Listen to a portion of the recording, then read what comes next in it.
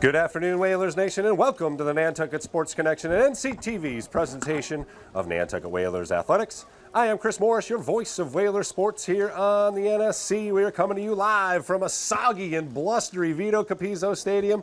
Thanks very much for joining us here on NCTV locally and, of course, your YouTube channel for all of Whalers Nation, the Nantucket Sports Connection. Your Whalers will play host to the Bears from Tech Boston Academy this afternoon, as we are hoping for some home cooking that can bring them their first win of the season. They have started 0-3 under head coach Tim Saradellis in his second season, with losses to Carver, Mashpee, and Sandwich to begin things. Tech Boston at 1-2 on the season under longtime head coach Raul Brown. And they have had 3 very competitive games, losing to St. John Paul and East Boston and defeating English High in their season opener. All those games a 1-score outcome. So we're, let's say, about 15 minutes or so away from kickoff. And I got to say, it's time to hear from my partner in crime here, the coach, Mr. Dick Herman. How you doing today, buddy? Pretty good, Chris. Good to see you. This is football weather. That's We're going to right, go baby. out and run around in the mud and have some fun today. And I think Nantucket's going to get on the victory side of the field today. They got the weather conditions in their favor. They got the event of a new team coming here. Over the years, it's always been an advantage to Nantucket when a team comes here for the first time. Yeah. And talking to the assistant coach, scout guy down here, Yep. they were on the bus at 6:30 this morning, meaning a lot of the alarms must have went off around 5:30. It's a long day. So that's a long day already, and we don't even have the kickoff yet. That's right. So speaking of what the Whalers have to do today, what are your 3 keys? And I'm going to call it Herman's prognostication, baby. What are your 3 keys for the Whalers to actually win today? The obvious one is ball Yeah. control. You got to handle that ball, and you got to get a couple of first downs. Everyone wants them to score and everything.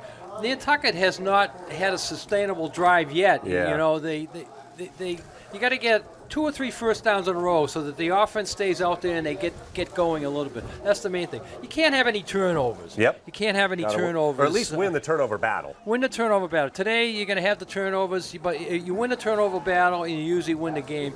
And probably the third one is the thing that people don't think about in sports. You got to have some luck. You got to be lucky once in a while. Nantucket's had zero luck this year. I know, so right? A little luck will help today. Can't hurt, anyways. I like it. Also, I think today, obviously, with the weather, I think the line of scrimmage is going to be the key. Whoever can get some running game going is going to have the advantage. It's kind of hit the guy in front of you and let the running back find the holes. Yeah, today somebody comes up as a star because they can keep their footing. Yeah. A lot of guys aren't going to be able to keep their footing today. Yeah. And if you're used to doing this and that, and all of a sudden you start slipping, you're taken right out of the game. North-south running. Another guy who's been slow all year all of a sudden finds himself hefty and fast today because he can push the guy out in front of him, or he can run the ball up the middle and gain 3 or 4 or 5 yards. That's right. Nantucket has not had too many 2nd and 5s, 2nd and 4s. Yeah. They're always going 2nd and 10, 2nd and 12. Yeah. So if they can get out of that sink, they can win this ball game. There you go. Well, the Whalers are a young squad, just 3 seniors, so the future bright for Whalers Nation. But this season, certainly some growing pains, especially on the offensive side of things. So the Whalers are going to have to try and find their identity again in Coach Saradellis' second full season here at the helm of the football squad. The one thing he does instill, and it has resonated, is that team aspect. They're all in. We were talking, Scott said from the radio, said he talked to Amari Brumwell, who's going to be one of our stars here, hopefully number 2, and he just hates losing. He's pissed about getting losses. So that kind of energy is addictive. So I think they definitely have that in their heads that they're all in. So that's important. and they're all in together. Win, lose, or draw. They're going to play hard for 48 minutes for Coach Saradelis. And again, today's matchup does provide that beam of hope. Again, one win, and who knows what happens. Last year that Mashpee game went the wrong way, and boom, the whole season kind of trickled down from there. So if they can pull out a victory here today against the Bears, who have, again, had great success in the past few years, and they were 7-2 last year, albeit in Division 8. I get it, but they play a couple of tough teams as well. So if they can get a victory here today, I think it can go a long way to righting the ship, so to speak. That's what Nantucket has to do. Get a victory here today. Yeah. And the plus side of what you were saying about a lot of young kids on the team. Those young kids are not used to losing. That's right. They came through the middle school program very successful.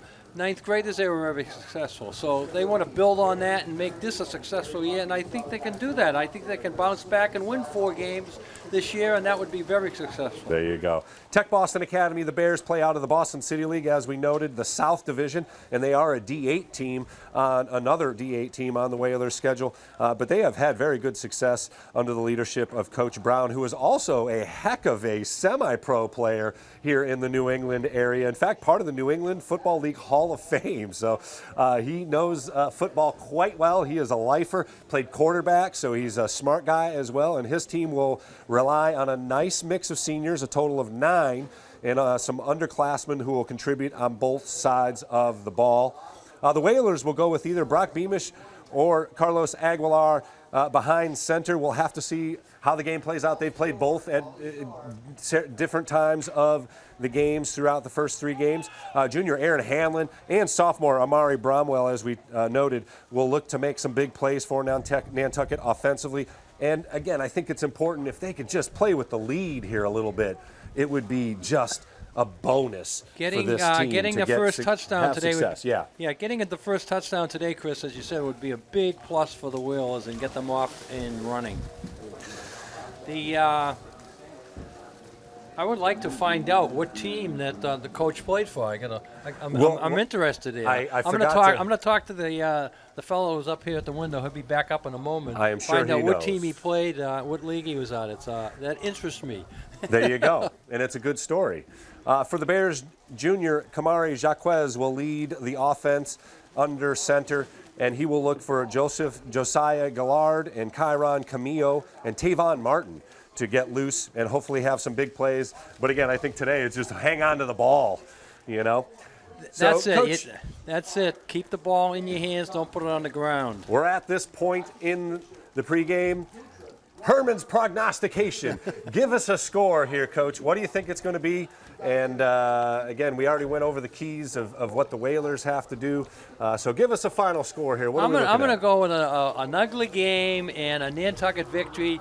How about a 13-8? 13-8. Yeah. 13-8. No kicking today. No extra points today. That's for sure. That's for sure. Everybody's going to go for 2 here. So there you hear it. 13-8 is our Herman's prognostication. Stay with us again for halftime. We've got an update on all of your Whalers athletics. A lot of teams in playoff contention. We'll give you all the details on that. Before we head off to our sponsors and thank a few folks, I do want to personally thank the Nantucket Golf Club Foundation, as they are our founding sponsor this year and are basically making this whole thing happen as we see the Whalers taking the field here. So a special thank you to the Nantucket Golf Club Foundation. And the stands are starting to fill up over there. That's right. We got a big crowd in front of us today. Hey, we're hoping there's a big crowd online watching us and on NCTV, of course. So happy to have you along. We're going to take a little break here from Vito Capizzo Stadium. We're going to dry off the camera, get us a nice little sip of coffee. The concession stand's cooking over there. I haven't seen the grill fired up yet. There's some smoke over there. I bet the coffee's on, though. I bet your coffee was on first, for sure.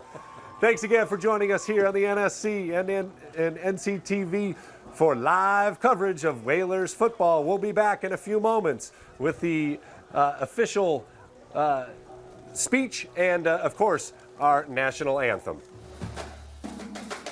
NCTV and the Nantucket Sports Connection would like to thank our Nantucket business sponsors for their support of today's Whalers broadcast.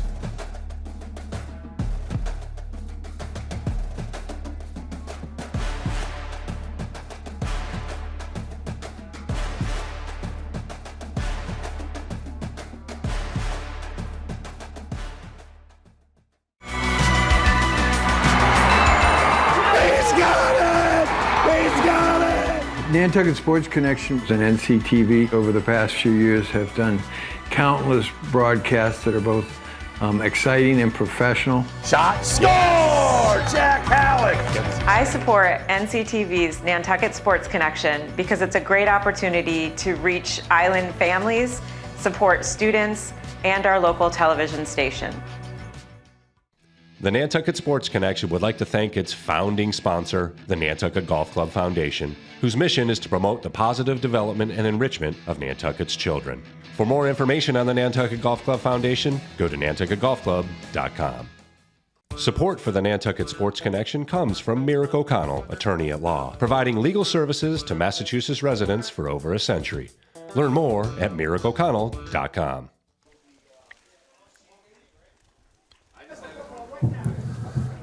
Good afternoon and welcome to Burnham Dell Field at Vito Capizzo Stadium, where your Nantucket Whalers will take on the Bears from the Tech Boston Academy.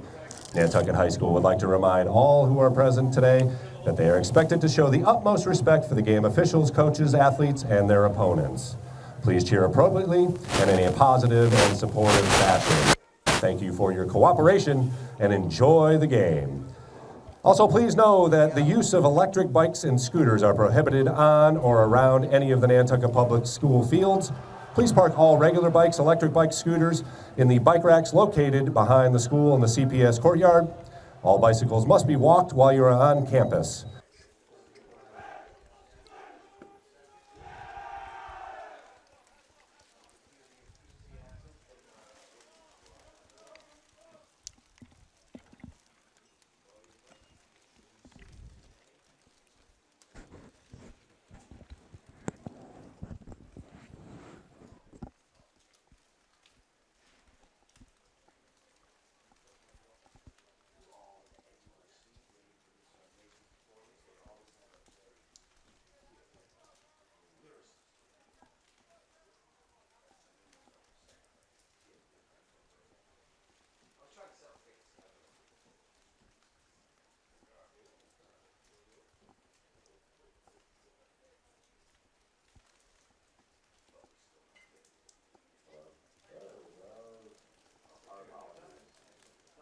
Thank you for your attention to this matter. It is our goal to keep the attending game safe, and abiding by these rules will help us in attaining this. At this time, we would like to ask everyone to stand and remove your hats for the singing of our national anthem. Today's national anthem will be sung by sophomore Madison Tormay.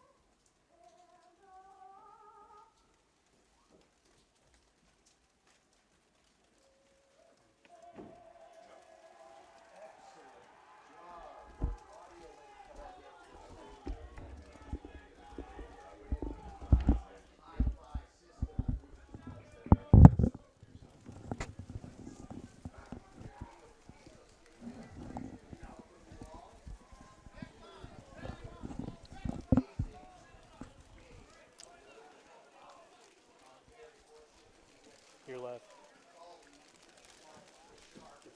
Okay, getting ready here for the kickoff. Nantucket won the toss and deferred. So Tech Boston takes the ball. Nantucket will be kicking off. What I don't understand is why they're kicking into the wind. It would have been their choice to take the wind in the first quarter, but they opted to take it in the second quarter. And we'll see how that plays out.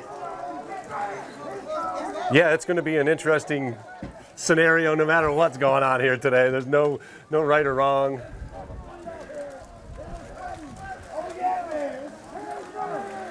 But opening kickoff is upon us. Our second look at the Whalers here at home. Whalers versus Tech Boston. Whalers Nation, are you ready? Short kickoff going to bounce. Fielded at the 20. Whalers with good coverage. Barely the 30, we'll call it the 29-yard line to start things for the Bears. Could already see a couple of slips on that. Totally. So it's going to be one of those days, a lot of slipping and sliding going on here.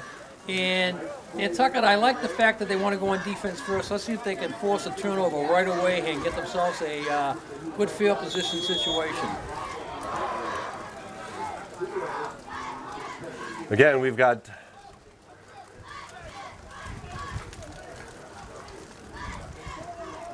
Kamari Jaquez behind center, actually in the shotgun. 4 wides, so not afraid. Oh, short, that's going to be a false start as the snap didn't quite get there in time. Yeah, that'll be a plus for Nantucket, pushing it back to a 1st and 15 right away here.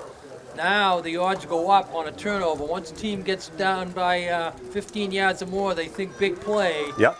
And that could be a forced turnover. Ball is on about the 24-yard line. So 1st and 15 now for the Bears. Not the way Coach Brown wrote it up in the playbook to start things off with a penalty, but you know they've got the big playability. So here comes Jaquez trotting in again for what will ultimately be their first play from scrimmage here. Again, I think the defensive squad is still solid for Nantucket. It's just they've been in such deficits to begin things and have been on the field for so long. It's hard to say, you know, based on the numbers themselves, how well the defense have played. Here's a pass, looking deep. Wide open at the 45-yard line and off to the races. Amari Brumwell going to try and strip it. Unable to do so, so a huge play on first down. That receiver was wide open. I don't understand that whatsoever. They got guys split out there, and that guy just ran right down the field. Nobody covered him. Yeah, Gillard, I believe, number 1 for the Bears. And they are in business at the Whalers' 15-yard line in my after playing days, 1st and 15. If I was that wide open, I would catch it too. That's right. I think you and I still could have caught that one. So they call it the 16-yard line. 1st and 10 for the Bears. And we will do our best. Again, the rain is coming right in our window, so we're going to do the best we can to bring you all the pictures. That close pylon here, closest to us, will be a challenge. A low snap. Oh, and a nice keeper trying to reach for the end zone, unable to do so, but it'll be 1st and goal at the 1. So that's Jaquez keeping it. That defensive right end slipped and fell, and there was a huge hole off the right side for Jaquez. Geez, I'd like to take a look at that one again. The ball came out at the end. And it looked like to me like it went into the end zone. I guess the officials are saying he was down because that ball goes out and goes into the end zone. That's that fun play. Yeah, that's the fun play I love on offense. So let's call it the 2-yard line here for the Bears. 1st and goal. They've driven the whole length of the field in 2 plays. Again, 2 big plays. But again, the offense is going to have the advantage here because they know where they're going. Defense going to have to get a little lucky here today. They need the luck right now, boy. Oh, fumble on the snap. Jaquez picks it up, but unable to get into the end zone as a slew of blue hats there to meet him at the goal line. Well, 2nd and goal. You almost called it there, Chris. They Right? almost got the lucky bounce they wanted, but he picked it up somehow and kept the possession. Nantucket does a good job of keeping him out of the end zone. Yeah, fortunate to scoop that up. Normally you just dive on it, especially in these kind of conditions, but Jaquez did a nice job and able to salvage the down. Maybe gained a foot. Nonetheless, 2nd and goal early on here in the first quarter. No score yet, 10-15 and counting in the first quarter. You are watching the NSC's presentation of Whalers Athletics. Bears knocking on the doorstep here just outside the goal line. 2nd and goal, again, 4 wideouts, little motion behind. And another bad snap. And there's a play behind the line of scrimmage, and the Whalers collapse all the way back to the 9-yard line. So this will make for an interesting 3rd down at least. Yeah. And I doubt if they're going to try a kick, whether they have a kick or not, with this sloppy weather. So 3rd down and goal from the 9-yard line for the Bears. They started on the, just outside the 1. Yeah, push back. Forward progress, they give him to the 5. Oh, man, it looked like he was all the way back at the 9, but. Yeah, I guess they're saying that's where they wrapped them up. Yeah, and pushed it back. Okay, so 3rd and goal from the 5-yard line. We'll see what Jaquez can dial up here. As he gets under center here. Yeah, now that's an what I was I gonna formation. say. First of those types of formations for the Bears. Still a handoff in the Whalers. Oh, had initial push, but breaking tackles short of the goal line, however. Boy, he had him in the backfield. Yep. So Kyron Camillo, A Nantucket the runner Whaler there is for down. the Bears. Huge stop on 3rd down, and it'll bring up 4th and goal from about the 1-foot line. Officials are calling a timeout on the Nantucket injury. The injured player's Jogging going off. The number 77 there for Nantucket. Just banged I up don't a know. little bit. I don't That's know what James they're Dutra. thinking here. I don't know if they're thinking quarterback sneak, not affording another handoff, or a sweep, figuring that Nantucket's going to be all the way in tight. So you get 2 wide open options here. I think the quarterback is going to stay over center. Under center he is. And some miscommunication early on. Back to that I formation. Let's see if the Whalers can come up with a big play here on 4th and goal from the 1. It's a fumble, and the Whalers jump on. It doesn't matter. It's a turnover on downs. Whalers take over at the 5-yard line. So There's a bit of that luck, baby. So they finally got the turnover, and it came at a great time, and the luck is settling in here. So 2 big offensive plays, but then about, 4 defensive plays, and the defense held its own, and that was a nice goal line stand there for the Whalers. They went 74 yards in 2 plays and couldn't punch it in from the 1. But that should give a little boost here to the offense, and now the offense, and I assume it's Brock at quarterback, yeah. Yep, I see number 1. Has to realize that the ball was very slippery. Let's see if he takes care of it now, and he doesn't have problems. Yeah, we are not out of the woods yet here as the Whalers break the huddle. It is Beamish in the shotgun. He's got a couple of backs in the backfield. Motion, that's Amari Brumwell. He's going to pass it to Brumwell, unable to complete it.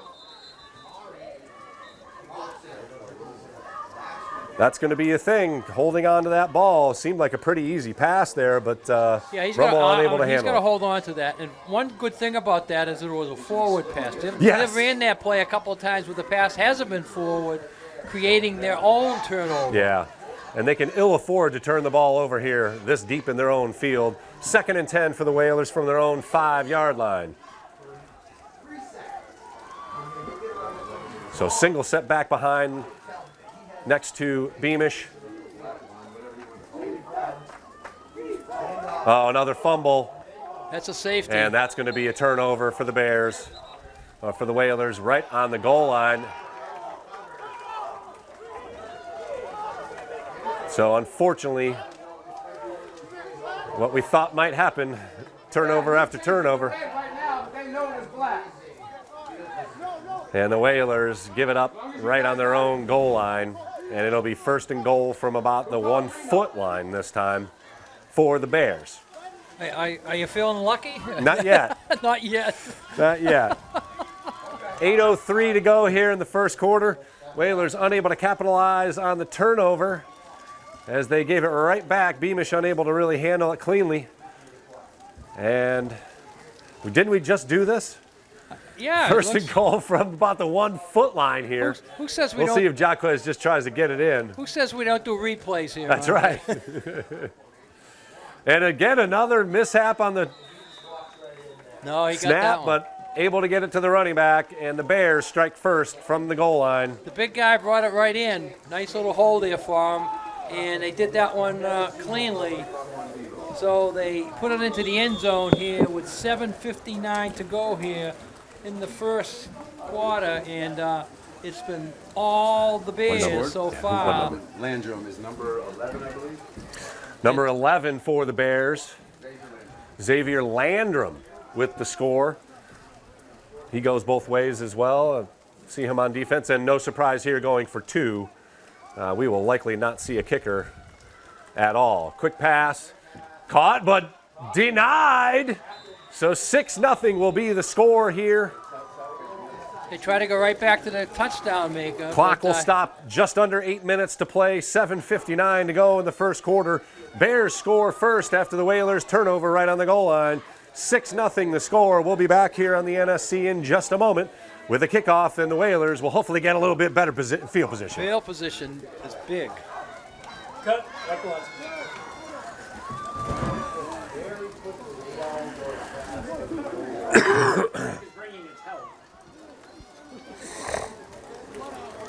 I mean, we should have set up over there in post haste. It's fine on that side. 10 seconds. Kickoff is happening.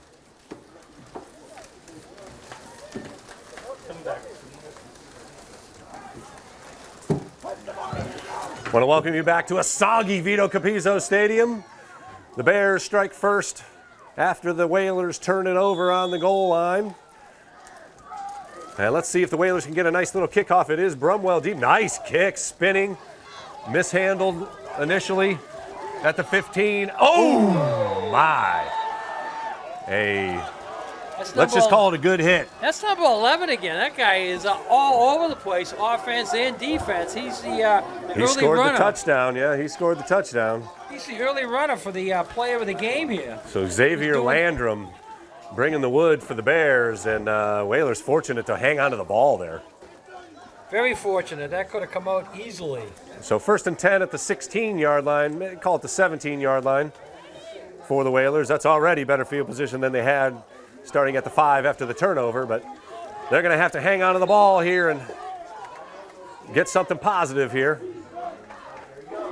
Single setback behind the line. Beamish awaits the snap, handoff up the middle. Plunging ahead and moving the line forward. Got about 4 or 5 yards, still working. There's a little rugby for us. Yeah, no whistle there. I'll take that. Yeah, they let him play there. Still chugging the legs. And they give him the final spot, which is about a 7 or 8 So yard pickup. There's that first down yardage we were talking about early on. That's what Nantucket needs. But again, no need to get crazy here. Just take your first downs and matriculate down the field. Nantucket would like a drive. I would like a drive of 3 first downs in a row. They give them about 6, so 2nd and 4 for Nantucket. Beamish going to pass it.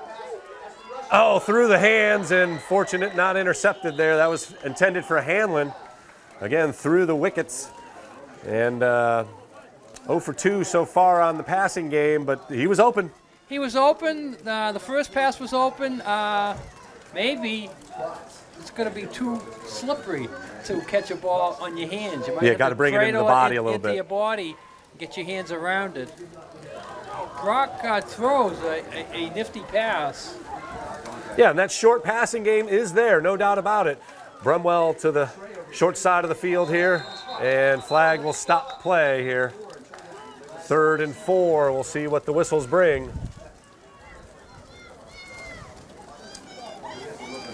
If they got the snap off, looked like it was offsides maybe. They are marching it forward. That'll be a first down for the Whalers.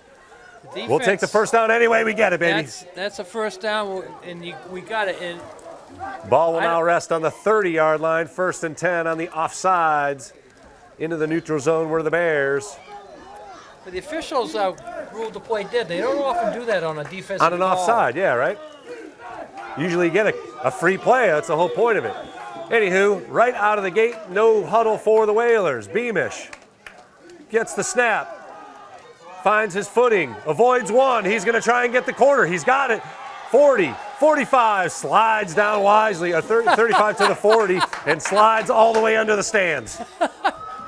He's safe at home. I think he made more on the slide than on the run. I guarantee he did. Nice run, though.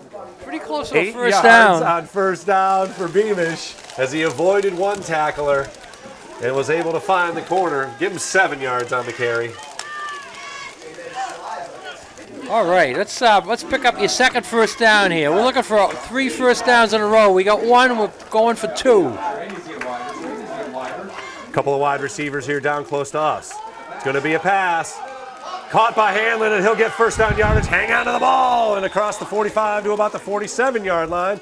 1st and 10 Whalers. Now, that, Chris, was a nice little placement pass. He didn't zip it in there. Yep. He placed it into him, and he could catch it and bring it into his body. Good play. Wasn't pretty, but it got the job done. Whalers on the move, second first down in a row here as they are now at the 47-yard line. Well, Under 6 minutes to play here in the first quarter. I think we already determined this is not going to be a pretty game. No, who's going to be less ugly? We're going to be we're only in the first quarter, right in front of us here. Beamish hands it off to Cabrera. He is met behind the line, breaks free a couple times, and dives forward to make it back to the line of scrimmage, but that's it. Good play on the defensive line there. Yeah, they had him in the backfield, but he kept chugging and did get back. Number 77, I believe. Noah Conrad. Coach Brown had nothing but good things to say about big number 77. Came in well over 300 pounds and has worked his way into a starting role here for the Bears. So second and they called 11, loss of 1, I guess. Beamish back to pass, looking deep, lofts it up there, and incomplete as the wind got a hold of it and players were all over the place trying to track the ball. But the receiver stopped. You got to keep running. Yeah. You got to keep running. He got out there, he was open, and he stopped, you know. That's not a good play for the receiver. You got to keep running. I think if he kept running, he might have had a play on the ball. So 3rd and 11 now for Nantucket. After a couple of first downs in a row, the Whalers face 3rd and long, which they can ill afford to really be in this type of weather. Quick pass. Incomplete. They had the man open, but unable to corral it. So that'll bring up 4th down here. We'll have to see if the punting unit comes out or a quick kick or what we got going on here. I don't think we have a punting unit. I hope not. No need for it. We have a kicking unit. We don't have a punting unit. So Beamish jogs out, and the Whalers will perhaps do a pooch kick here. No one back for the Bears. And it will be a quick kick. Again, no one back for the Bears, so this will bounce forward across the 35. Whoa, close to catching it. They touch it at the 38-yard line where the Bears will take over. Not a good kick, really, but again, not expecting it at 4:37 left here in the first quarter. We'll hang on and stay right here. Yeah, that's a disadvantage of going against the wind in the first quarter. You give them a good pass play. They made it, the big play, to get them the field position. Then they have a bad punt. Here, giving them another decent field position. It is going to be a game of line of scrimmage, no doubt about that. Let's see if the Whalers can force a turnover here now on their side of the field. So Jaquez trots it back on with the play. 1st and 10 for the Bears. The 37-yard line is where they will begin their 3rd possession of the game. First possession ended in a fumble right on the 5-yard line. The Whalers gave it right back to them on the goal line, and they were able to punch it in. 6-0 our score here. And back to pass Jaquez. They got a screen set up, but the pass was off the mark. Careful hitting the quarterback late. Always protecting the quarterback, but Whalers fortunate there. They had a whole slew of white jerseys out in front of that screen play, but unable to connect with his running back was Jaquez, so to bring up 2nd and 10. You got to realize when you're getting into the backfield that quickly, something's going on, yeah. Something going on. Lucy, what are you doing, Lucy? Yeah. Nantucket definitely needs a stop here now. You don't want to go down 2 scores on a day like today. Yeah. Again, shotgun formation for the Bears. 4 wideouts. And it'll be a fake handoff. Jaquez keeping it himself, and he is gobbled up there. 99 in on the tackle. That is aggressive. Good play. Xavier Norris. Nope, that's not correct. Jay Nolasco, who was one of our 3 stars last week, or last game. Jay's been having a good season so far. Yeah, he's been solid on that defensive front.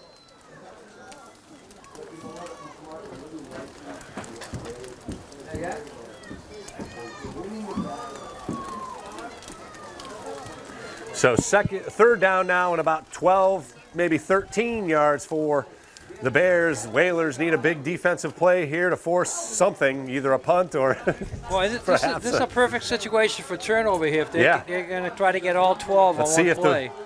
the line can get in there and cause some havoc. Deep pass, pressure coming. Jaquez tucks it and gets out of bounds. And a great play by the defensive squad. They force 4th down and very long here. We'll have to see what Coach Brown dials up. Out of bounds, clock stops with 3 minutes and 20 seconds left here in the first quarter. Again, Bears with the lone score of the game, 6-0. Jay was in on that one too. Of course he was. He is a ball hawk. Ball rests on the 30-yard line. Call it 4th and about 18, 19 yards. They're not lining up and punt. Could be a quick punt here for the Bears. Blocked it off the side of the foot. I don't even think he's going to get a yard there. That was tipped for sure. They call it out at the 35-yard line. 30. Nope, he's moving forward to that ball's down where we park our. That ball's down where we park our cars. That's true. You might find a football in the back Do of we your get truck. a souvenir? Do we get to keep that? I'd love to. So first down on the -1 yard punt. And the Whalers are in business in the Bears' side of the field at the 30-yard line. That hurts your average. Your average gets beat up on that one. I don't think Jaquez is going to go to the next level for punting. Let's put it that way. All right. 1st and 10 for the Whalers. 2 setbacks, including Brumwell. And he will get the ball. Follows Cabrera, gets bottled up, but will fall forward for about 2, maybe 3. So 2nd and about 8. Clock continues to run. We're under 3 minutes to play here in the first quarter. Bears hold a 6-0 lead. Well, definitely in 4-down territory here. So Nantucket's got to find a way of getting another probably 8 yards on 3 plays. Because if this drive keeps going, Chris, we're going to switch fields and they're going to have the wind at their back. Cabrera behind. Beamish on his right side, closest to us. Back to pass. And he will get sacked. That's going to be a big loss. Nice play by the Bears defense there. Now they're in punt formation. Yeah, punting situation. 10-yard loss all the way back to the 39-yard line for Nantucket there. That is not what the doctor ordered. The blocker was there, and the blocker was eligible. I almost thought Brock was going to try to give him like a push pass. Toss it to him, yeah. Yeah, it was close. He thought about it, but unable to pull the trigger on that play, and the Whalers now face a 3rd and about 20. Beamish back to pass again. Sideline throw over the top of the intended receiver, and that will bring up another 4th down. So the Whalers go backwards on that drive and unable to take advantage of the turnover on downs. Coaching corner now. Yes, sir. Do you go for it, or do you punt them and try to pin them? I mean, again, I think the big playability is there. You just got to get dialed something up here. Maybe that screen pass. Maybe a screen pass of some sort. As an old defensive guy, I would punt them and try to pin them down there. Punt them and pin. But let's see what they do. The 5-yard punt doesn't do you a whole lot of good. No. I think they're going for it. Looks like they're going for it here. 4th and about 20 from their own 40-yard line. Motion. Fake. And it's Beamish. He's in trouble and will not get there. Oh, he fumbles the ball at the end and jumped on. Would have been Bears ball nonetheless. So they will take over at their own 45-yard line as the Whalers go backwards 15 yards after they forced a punt, if you could call it that. Yeah, a good defensive stance there goes to waste because the defense does their job. They get the offense off the field. They give their offense good field position, and their offense can't respond. So 1st and 10 for the Bears to call at the 44-yard line. Minute 36 left here in the first quarter. 6-0 our score. Bears with the touchdown. And a deep pass look again. Lofted up. Nobody home for the Bears. A couple of blue jerseys out there, but pass floated well beyond them as well. Bringing up 2nd and 10. Miscommunication there. The quarterback thought the guys were going to keep going. They both stopped, and nobody near the reception. So the Bears fortunate there. And Nantucket will take the incompletion. 2nd and 10 now for Tech Boston. Again, thanks for joining us here on a soggy day.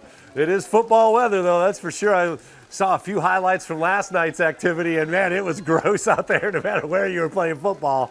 But we got ourselves a gross day as well, but some good football action. Jacquez fumbles, and he will go down. No, ooh, and avoided one by slipping, but unable to get through the tackle of the second level. That is number 12, Brian Coelho, bringing the wood for Nantucket, forcing a huge loss. They're going to give him forward progress to about the 34-yard line, switch balls, and 3rd and a whole bunch. Call it 22 for the Bears. Well, the field conditions are going to get worse. As the clock continues to run, we're under a minute to play here, so we'll see if Bears probably get one more play in here before we switch sides. If they're smart, they would call a timeout and kick with the wind. Yep.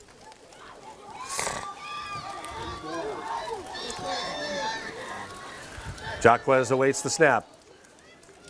Single setback behind him. Motion comes across. And Jacquez will keep it himself, trying to weave his way through the defenders and gets it to the 36. So that'll bring up a little more reasonable 4th down, but again, we could have that quick kick. And a flag is actually down on the far side of the field. We'll see what that is. Somebody must have lined up offside. Let's see if it's the Oh, they're waving it off. No flag. The referee waved it off. I don't buy that. What is that all about? I don't buy that. There's either something wrong or not something wrong. Anyways, 4th down here. The clock does stop, so they do get to punt with the wind without using a timeout if they choose to punt. Again, the rain blowing in on our camera, so apologies. And again, that's going to be motion as they stop it, so march it back 5 more yards. Well, that's a break for them because it stops the clock. Yeah, that would have been, but that was a disastrous But I think snap happening. I think the official gives the signal, so their quarterback's got to be alert because I think he gives the signal for when the clock. Like they're marching forward, so somebody on Nantucket was jumping the gun. So 4th and now 13. Let's see if things change here for the Bears. Okay, he's gonna see. He started the clock. If they don't hurry, they're not gonna get this punt off. 4 seconds, 3 seconds, 2, 1. They get it off just in time, and it is another kick. This one goes a little bit further and bounds out at about the 32-yard line to end the first quarter of play. Ooh, Whaler hobbling off there, number 24. Brady Tilton, let's hope he is okay. He's not putting weight, he is limping. We'll take a break here on the NSC as we have reached the end of the first quarter. The Bears with the lone score, they lead 6-0. You're watching Whalers Athletics on the NSC and NCTV. The Nantucket Sports Connection would like to thank its founding sponsor, the Nantucket Golf Club Foundation, whose mission is to promote the positive development and enrichment of Nantucket's children. For more information on the Nantucket Golf Club Foundation, go to nantucketgolfclub.com.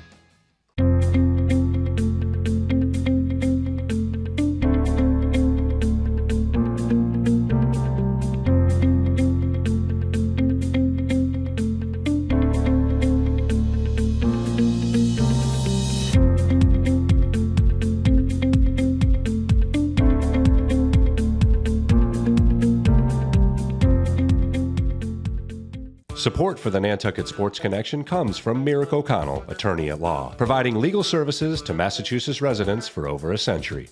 Learn more at merrickoconnell.com.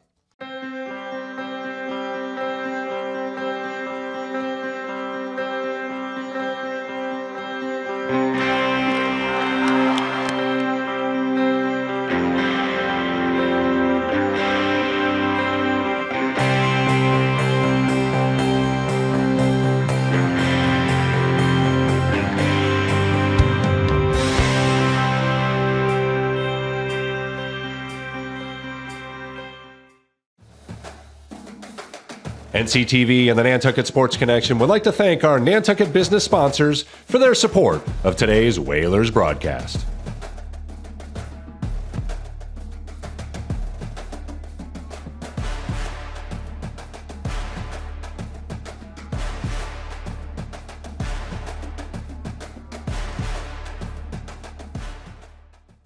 I want to welcome you back to Vito Capizzo Stadium. The Whalers will take over here after the punt. So the defense has stood tall for a couple of possessions here. Let's see if the offense can get things going. They've had a couple of first downs, but not much to speak of. Another pass attempt. Beamish looking for the corner here. He still can throw it. He does so. Got a man. There you go. Nice catch. Mr. Hanlon with a great grab. Nice play. Good throw on the run in the rain. Love it. 1st and 10 Whalers. They've got the wind here in the second quarter, so we might see some more of that. I think we're going to see a lot of passing now with the wind at their back. So 1st and 10 at the 47-yard line. But I It's like a 17-yard completion for the Whalers. 2 running backs. Missed play. Beamish going to run it. Looking to get that corner again. Oh, good tackle. Nice tackle. Number 1 on number 1. That's Josiah Gillard with a good textbook tackle at the knees he went right there. he went right down, brought him down nicely. Beamish falls forward for a couple of yards, however, so brings up 2nd and 8 for Nantucket. Just underway here in the second quarter. 6-0 our score. Bears punch one in from just outside the goal line after the Whalers fumbled, so they lead 6-0. Whalers looking to get something going here as the rain continues to pour down, and it will do so all day. As Coach said, going to need a score. Here's Cabrera trying to break free, and he is unable to do so. Maybe got back to the original line of scrimmage, but not much.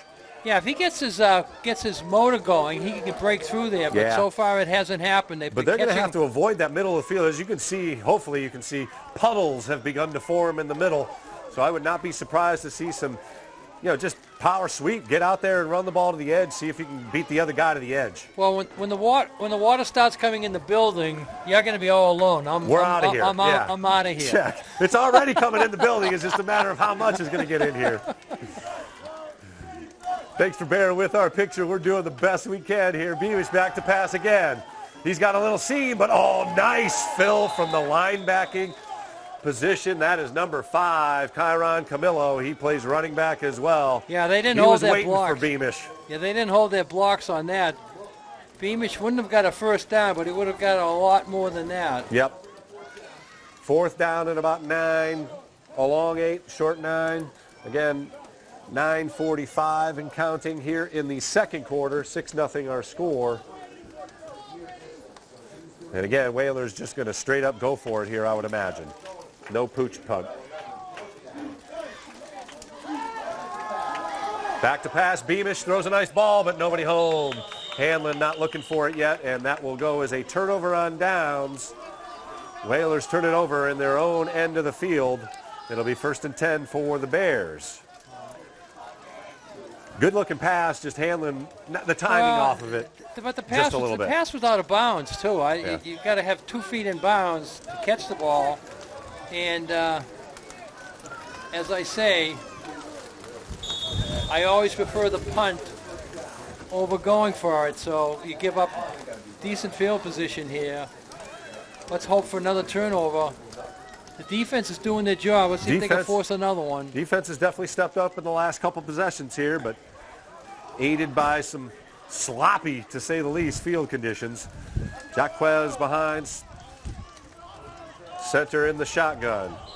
And that's going to be illegal motion or a timeout, perhaps. No, they called timeout Yeah. because he didn't know the play. Coach was So smart there. Coach Brown calls timeout as he is a little irate, to say the least, at the formation there. A little miscommunication. He is a perfectionist, played quarterback at the college level, very good at the college level at Merrimack University, and also played semi-pro ball. So he is very detail-oriented when it comes to the quarterback position. It's got a well-coached team there, it looks like, so far. Certainly, Yeah, very disciplined. they're responding. As we said, their alarms went off around 5:30 this morning, so it's a long day for those guys, leaving Boston on a bus around 6:30. So it's been a long day. Let's hope that Nantucket can take advantage of it. So far, they haven't. 6-0 our score here again. About halfway through, well, not quite halfway, 9:27 left here in the second quarter as the Whalers trot back on defense. It'll be 1st and 10 as Coach Brown and the Bears use their first timeout here in the first half. 1st and 10 from inside Whalers territory, call it the 48-yard line. And again, motion comes across in front of Jaquez. And he will roll a little bit, pass back to the left, and it's wide open. And, horse collar tackle, they do not let that happen. So that was number 11, Xavier Landrum. Again, he's been all over the place. He'll get 15 more yards on the horse collar tackle. Nice play call there by the Bears. Had Nantucket thinking they were going left, and they come back right. And the linebacker got bit inside. Yeah, a little misdirection there. Excuse me. So clock stops at 9 minutes and 5 seconds as the officials will trot off 15 more yards. And the Bears are in business deep inside Whalers territory. Call it the 20-yard line now. Red zone, if you will. Did the flag come out on the call, or did they talk about it afterwards? No, it was right on the call. They had a guy right there on the sideline. It's hard for you to see from your I vantage didn't see point I didn't see there. the flag. That's the No. problem. So that's going to hurt the Whalers.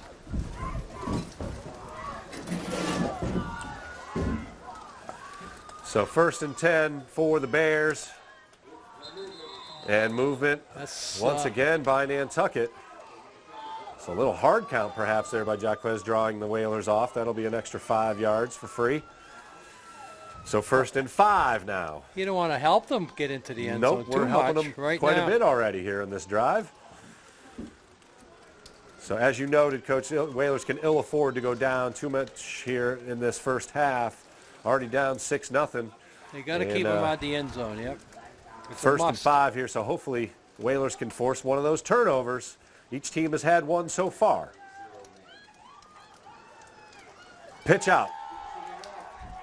And not quite going to get the edge. Nice fill by the Whalers. Good pursuit there on the inside guy to force him out, and then the outside guys come back in and blow him up. I don't think he gained anything on that. No gain whatsoever. You're right.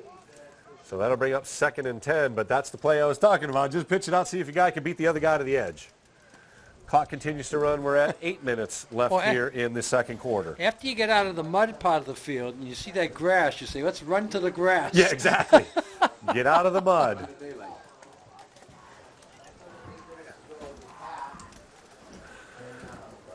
So they change hash marks here, far side of the field now. I formation for the Bears. And it's a quick handoff, fullback trying to plug his way through and trudges ahead for a decent little gain here. That'll bring up 3rd down, though.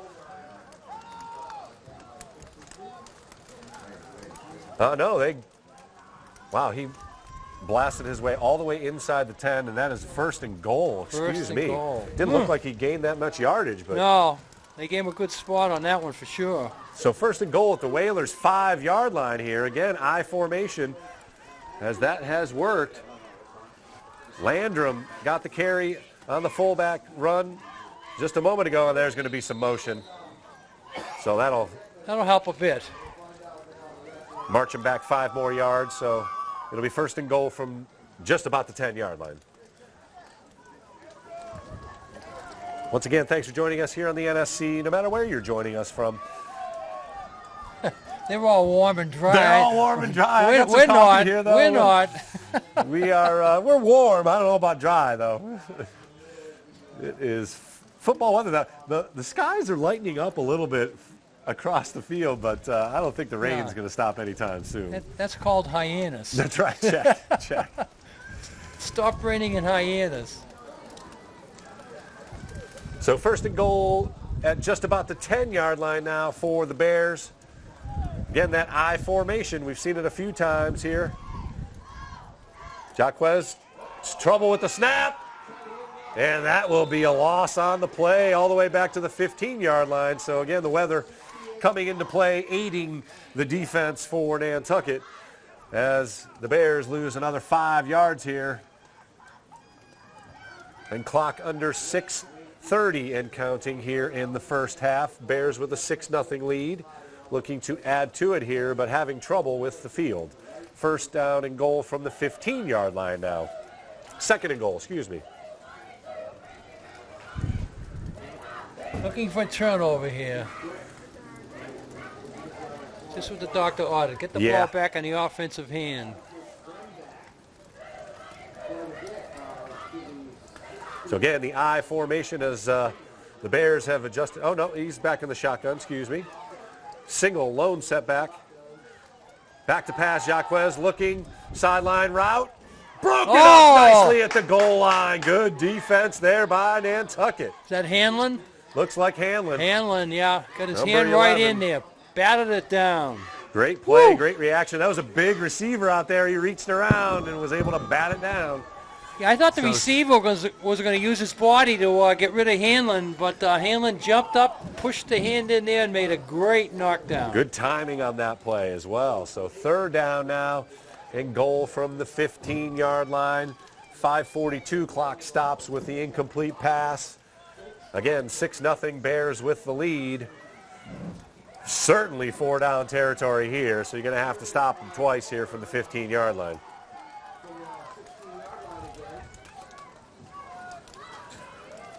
Jaquez awaits the snap, back to pass. Facing some pressure, hit as he threw it. Overthrown just over the hands of Gillard.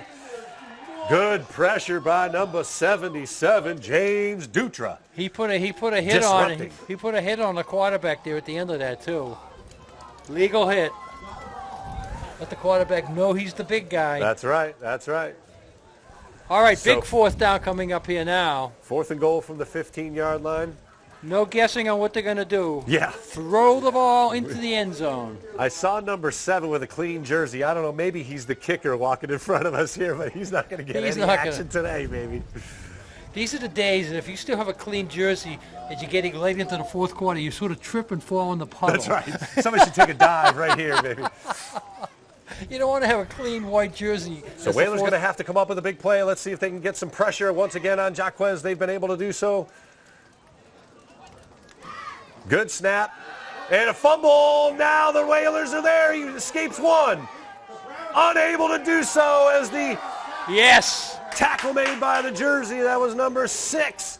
Angel Cabrera, one of the defensive captains for Nantucket. And that forces the forward turnover on downs. And the Whalers will take over in decent field position all the way out of the 33-yard line. Yeah, not only did they stop them, they got a good sack out of it. And as you say, get good field position here.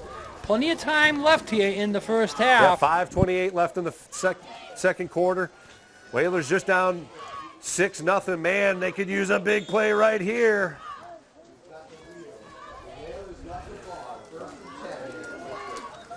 So if we it'll be Beamish back in the shotgun. Again, they have the wind with them. Back to pass. Looking, and he is, again, kind of scared. Gets it over to Cabrera, who's unable to complete the pass, but they avoid the sack. Cabrera wasn't ready for it. The ball hit him. He should have caught it, but as you say, they avoid the sack. So that leaves it Smart second to throw it away. You see it in the pros all day. They throw it at the running back's feet there just to not get the sack. So 2nd and 10 now instead of 2nd and, who knows, maybe 15. Beamish seems a little squirmy back there. If he doesn't see that first guy, he's looking to run. Let's see if he can stay in there and let the patterns develop a little bit because he's got protection. 2nd and 10, 5:20 to go here. Good Snap, good pass, wide open. Oh! Yeah, too many drop Aguilar. passes today. Too many. That one Unable hurt. to corral it. That one hurt. A lot of room to run there. So 3rd and 10 for Nantucket as they look to even things up here with a score down 6-0.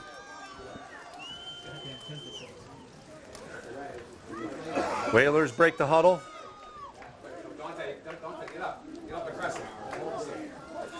Two receivers on the far end. Beamish back to pass. He's got the edge if he wants it. He's going to run. Makes a move on one player. Still on his feet. Fumble. And it looks like the Bears may have jumped on it. And they say they have, and they have. So the Bears force a turnover on an effort play there. Yeah, by Beamish. trying to get the extra yard there. And when you get hit like that and you're not sure where you are, the ball comes out easily, and that was an easy turnover for the Bears. Well, a bit of bad luck for the Whalers there as Beamish had made a nice play out of nothing and unfortunately unable to hold on to the ball. So the Bears will take over inside Whalers territory at the 41-yard line, call it. And plenty of time for them to work here. 5 minutes and 1 second left in the first half. 6-0 Bears with the lead and the ball here. A slot back goes in motion. Jaquez awaits the snap. Going to throw it to him out here in the corner. Whalers are there. Nice play. Short gain, but a good play by number 27.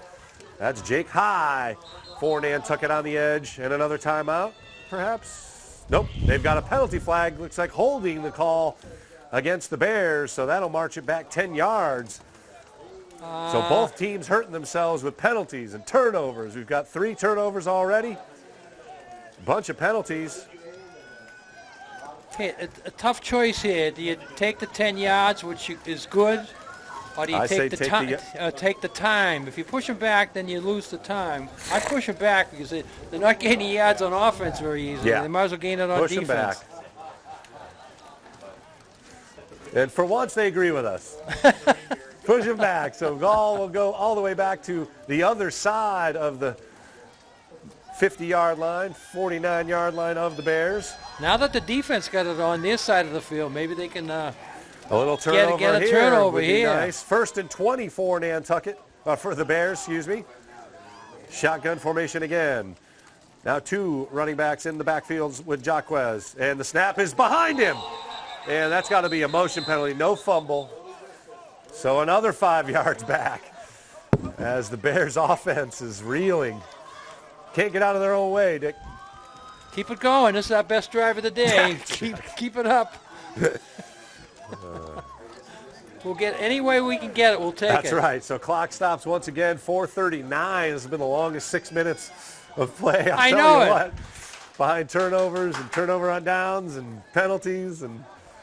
I have a reservation for 215 You're sauna not going to bar. make that. I'm not going to make it. You're going to have to bump it back, buddy. First and a whole bunch. I think it's 1st and Nantucket to go.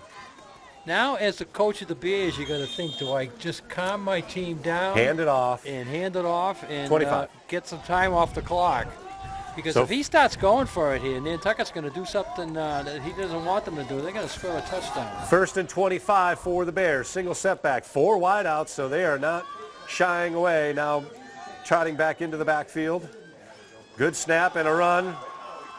Tried to get to the edge, and a couple of Whalers slip, but unable to get to the line of scrimmage. Good tackle. Once again, Mr. High, number 27, keeping the edge. So a loss of a couple more. Call it 2nd. Well, they gave him the line of scrimmage, I guess. So 2nd and 25. Clock will now run with 4:13. Got to think about maybe timeouts here on our side. Yeah, that's for sure. You want to make sure you get the ball Yeah. back, and you want to make sure you have enough time to do something with it. Maybe wait till 3rd down and long. You don't. If it gets that point. If you bring the timeouts with you to halftime, they're not worth anything. That's right. And if you're the Bears side of things, you got to probably just run the ball here and let the clock go, because If you throw an incompletion, it's a timeout. Right. So wind blowing from our right to left, right in the face of Jaquez as he awaits the snap. Motion comes in front of him through some puddles. High snap, nice handle by Jaquez. He's going deep, lofted up. Whalers are there! Intercepted! Number 8. Levi. Number 9, Tristan Grimes, I believe. I thought it was 8. Eli McVicker. Okay, we'll take it. Another one of the co-captains for the Whalers, number 8 with the pick. That was lofted up right into the wind, and a couple of center fielders waited for that one. Yeah, it's going to be all important. Nantucket has their choice now in the second half. It's all important to get the win in the fourth quarter. That's right. You got to think about that at halftime if you're the coaching staff. So 3 minutes, 22 seconds left. Still plenty of time for the Whalers. They have all 3 timeouts available to them. Just got to hold on to the ball. Beamish not holding on to it. He'll start to run, and down he goes. A sack as the snap was mishandled. Yeah, as soon as the snap was mishandled, he's not going to go to the play. He's going to just try to run. Which I agree with. I mean, obviously you gotta salvage what you can from a missed snap back there. Second and about 14. Again, Beamish just a sophomore starting at the varsity level, so he is part of that youth movement for Nantucket. Just playing in his third start overall. Right. He came in on the game that we saw versus Carver. Good pass. Oh man, another drop pass. So 3rd down and 13 coming up for Nantucket. Quickly, 3rd down. Clock stops with 2 minutes and 30 seconds left here in the second quarter. Back and forth we go. 4 turnovers already. A slew of penalties on both teams. But just one score. 6-0 our score. The visiting Tech Boston Academy Bears with the lead. Good snap. Beamish looking.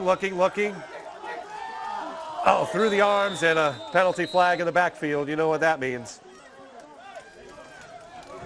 The penalty will probably be declined on the incomplete pass, but that was a dangerous pass all the way out to the far side here. But he had Aguilar for a moment. I don't know if that's face mask. Oh, not a holding penalty? I was assuming it was a holding penalty from that position. But you're right, they are marching it forward. I thought I saw a face mask.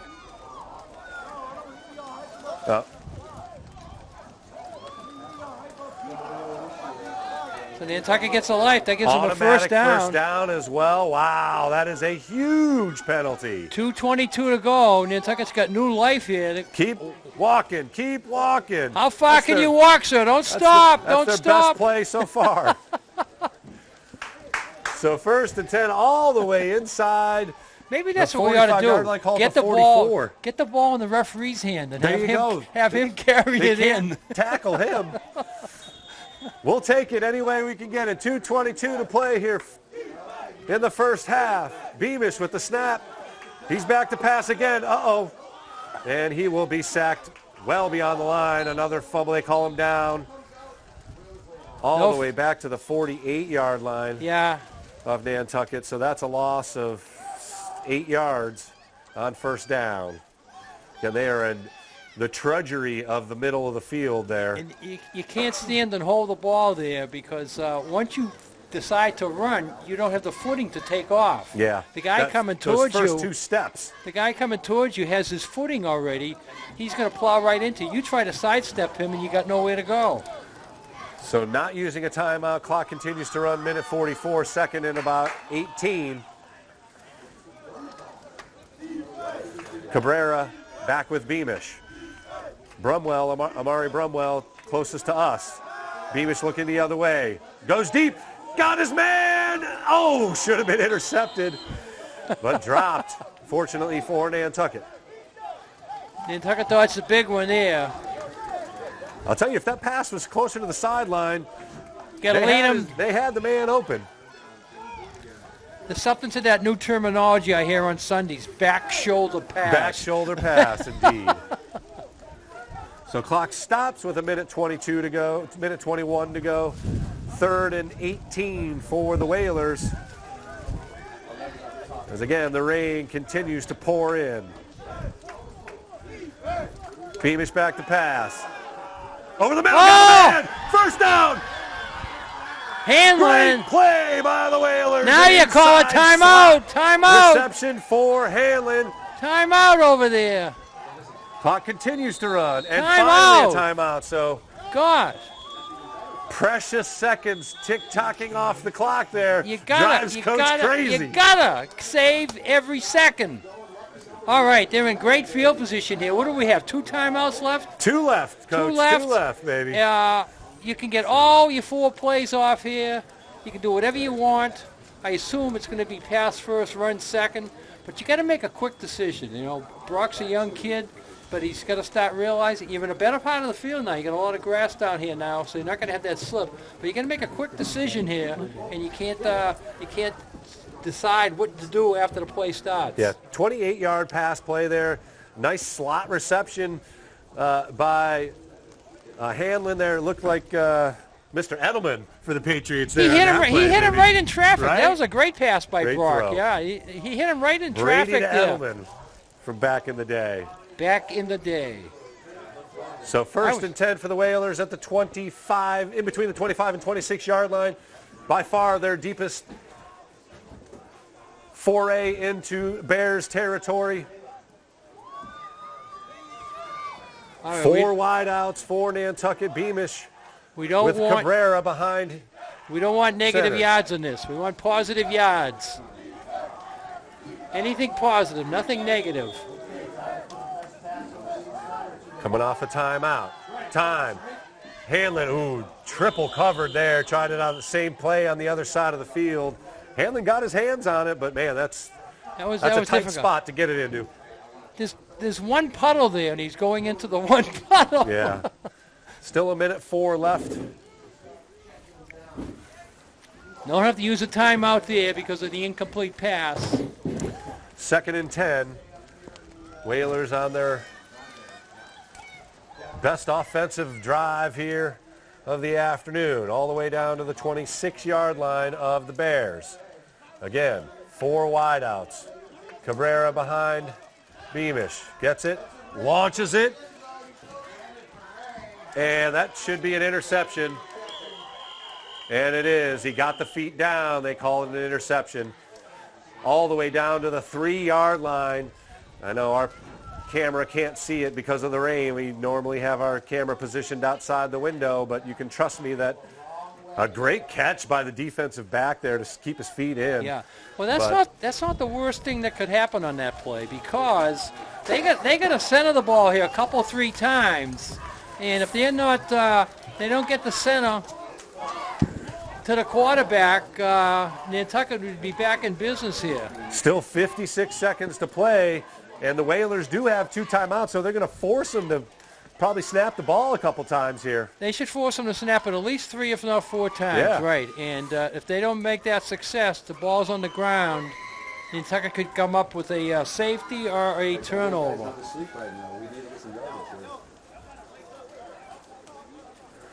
So the ball rests on the 3-yard line. It looks like Coach Brown going to call a timeout here. So we'll take a timeout as well on the NSC and NCTV. You're watching Nantucket Whalers Athletics. 6-0 our score. 56 seconds left in the first half. Ball all the way down at the 3-yard line. Come join us as we finish off the first half here from Vito Capizzo Stadium. NCTV and the Nantucket Sports Connection would like to thank our Nantucket business sponsors for their support of today's Whalers broadcast.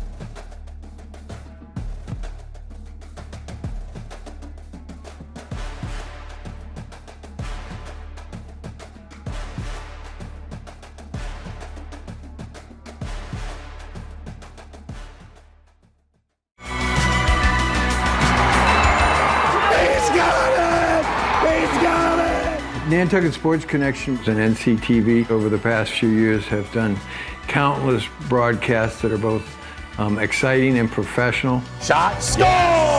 Jack Halleck! I support NCTV's Nantucket Sports Connection because it's a great opportunity to reach island families, support students, and our local television station. First and 10 for the Bears at their own 3-yard line. A little QB sneak, and the Whalers are there. Let's see if they use a timeout. I don't hear a whistle, so the clock will keep ticking here. That surprises me a little bit, Coach. It infuriates me. He's spilling his drink over there, kids. Look out. Don't get the coach angry. Wasting seconds. Wasting seconds. You can't. They're no good to you at halftime. No hurry from the offense of the Bears as they just want to survive here and get into halftime with a 6-0 lead. Second and about 8. And finally a timeout. Oh, my goodness. Coach Herman's going to go crazy That's here. absolutely insane. Absolutely insane.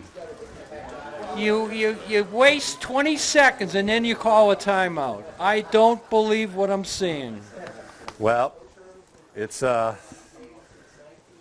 14 seconds left now, so they're still going to have to do 2 plays, but Yeah, but now you don't have a chance to get it on the back end. It's you got to be thinking the whole time. Football is a thinking game as well as a hitting game. All right, let's go. It's a good thing they had you as the coach for as long as they did, because you are a supreme thinker. That's for sure. Second down for the Bears as they will come out of their huddle here. Just 14 seconds left in the first half. As we predicted, it was going to be ugly. 4 turnovers. But now they don't have to run a play. They can just put the knee down as long as they're not in the end zone. They do have enough room at the 5-yard line to just kneel it.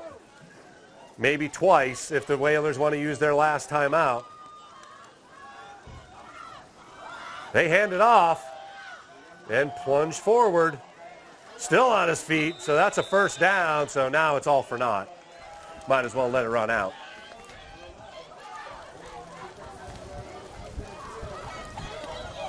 They're excited. They want to run another play themselves. Is the end of the first half as time will finally expire here in the second quarter. A lot of action back and forth, turnovers and penalties. The score remains the same. The Whalers gave up the ball on a fumble right at the goal line, and the Bears plunged it in from 1 yard out to take a 6-0 lead.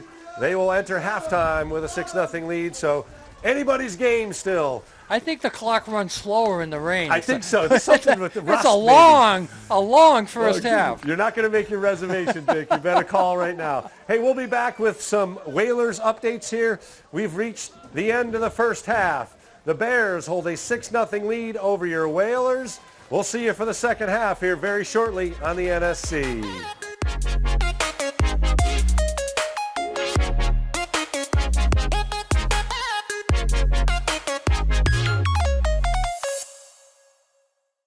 The Nantucket Sports Connection would like to thank its founding sponsor, the Nantucket Golf Club Foundation, whose mission is to promote the positive development and enrichment of Nantucket's children. For more information on the Nantucket Golf Club Foundation, go to nantucketgolfclub.com.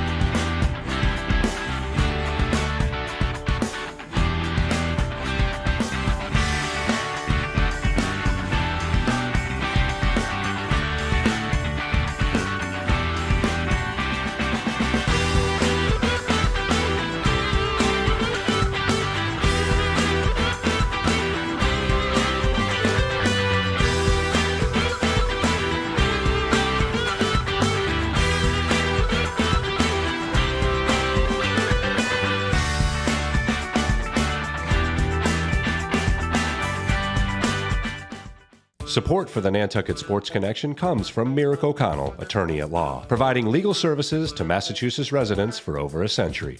Learn more at merrickoconnell.com.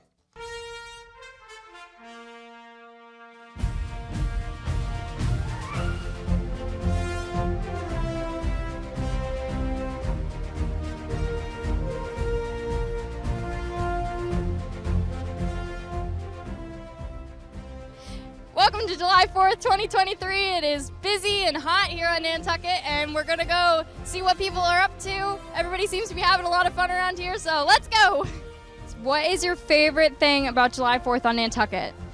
Just the amount of people everywhere. Everyone's really excited, everyone's dressed up. It was super fun. I would say my favorite thing is the people and the spirit that everyone's just excited to be here and to celebrate, and most importantly to be together. I'm from London, so this is my second 4th of July ever. Both times I've been on Nantucket, so I'm very grateful to be here. It's That's such a amazing. lovely community. Everyone is so nice, and yeah, it's really grateful. And what is the best thing about 4th of July on Nantucket?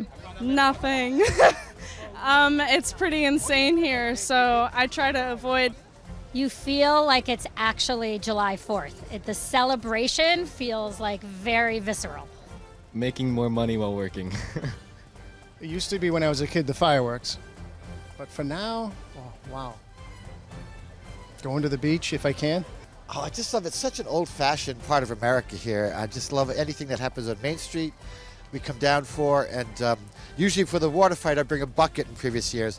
But this year I understand that it's a little more low-key, so I enjoyed it just the way it was. And what's your favorite 4th of July tradition on Nantucket? The water fight. The water fight, of course, and watching the line of Juice Bar the whole day. It's pretty great. We got all these people waiting for their 4th of July ice cream. And we have a trivia question, if you're willing to answer. What year was the Declaration of Independence signed? 1776. 1776. 1776? 1776. You're correct. Great job. Good job! Yes! How many original colonies were there? 13. 13? Correct. Good job. There were 13 colonies that became states. Correct. See? Bottom Max is a history major in college. Yes, I am. That serves me well. Here I am. Here you are.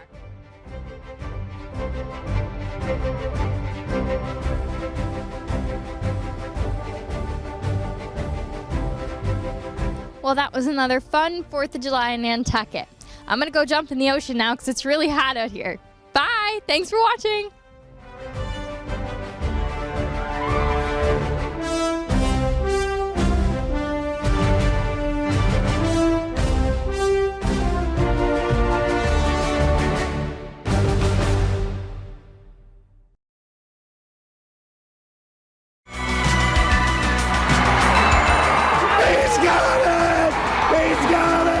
Nantucket Sports Connection and NCTV over the past few years have done countless broadcasts that are both exciting and professional. Shot, score!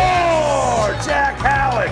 I support NCTV's Nantucket Sports Connection because it's a great opportunity to reach island families, support students, and our local television station. Want to welcome you back to Vito Capizzo Stadium. We are at the half. Whalers down just 6-0 after what we could qualify as an ugly first half.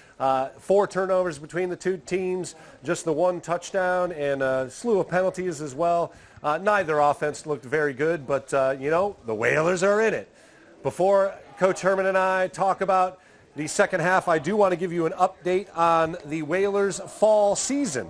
So we have got lots of activity. And despite a loss to DY, the volleyball team under head coach Andrew Vaselli has another playoff-ready squad. They're 6-3 on the season after beating Sturgis West yesterday. They are ranked number 8 in the opening power rankings, which of course means hosting playoff games, which is what we love here in the NSC.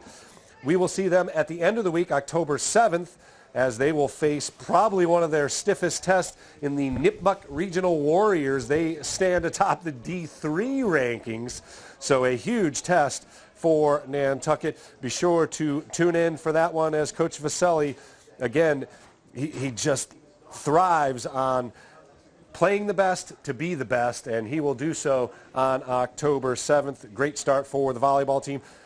The golf team under head coach Sam Herrick's got to be the surprise of the fall season so far. They are 7-2, and they have a slew of talented guys, including Henry Kathawala, and about half of the hockey team plays golf as well. They are riding a 3-match win streak, including a win on Friday.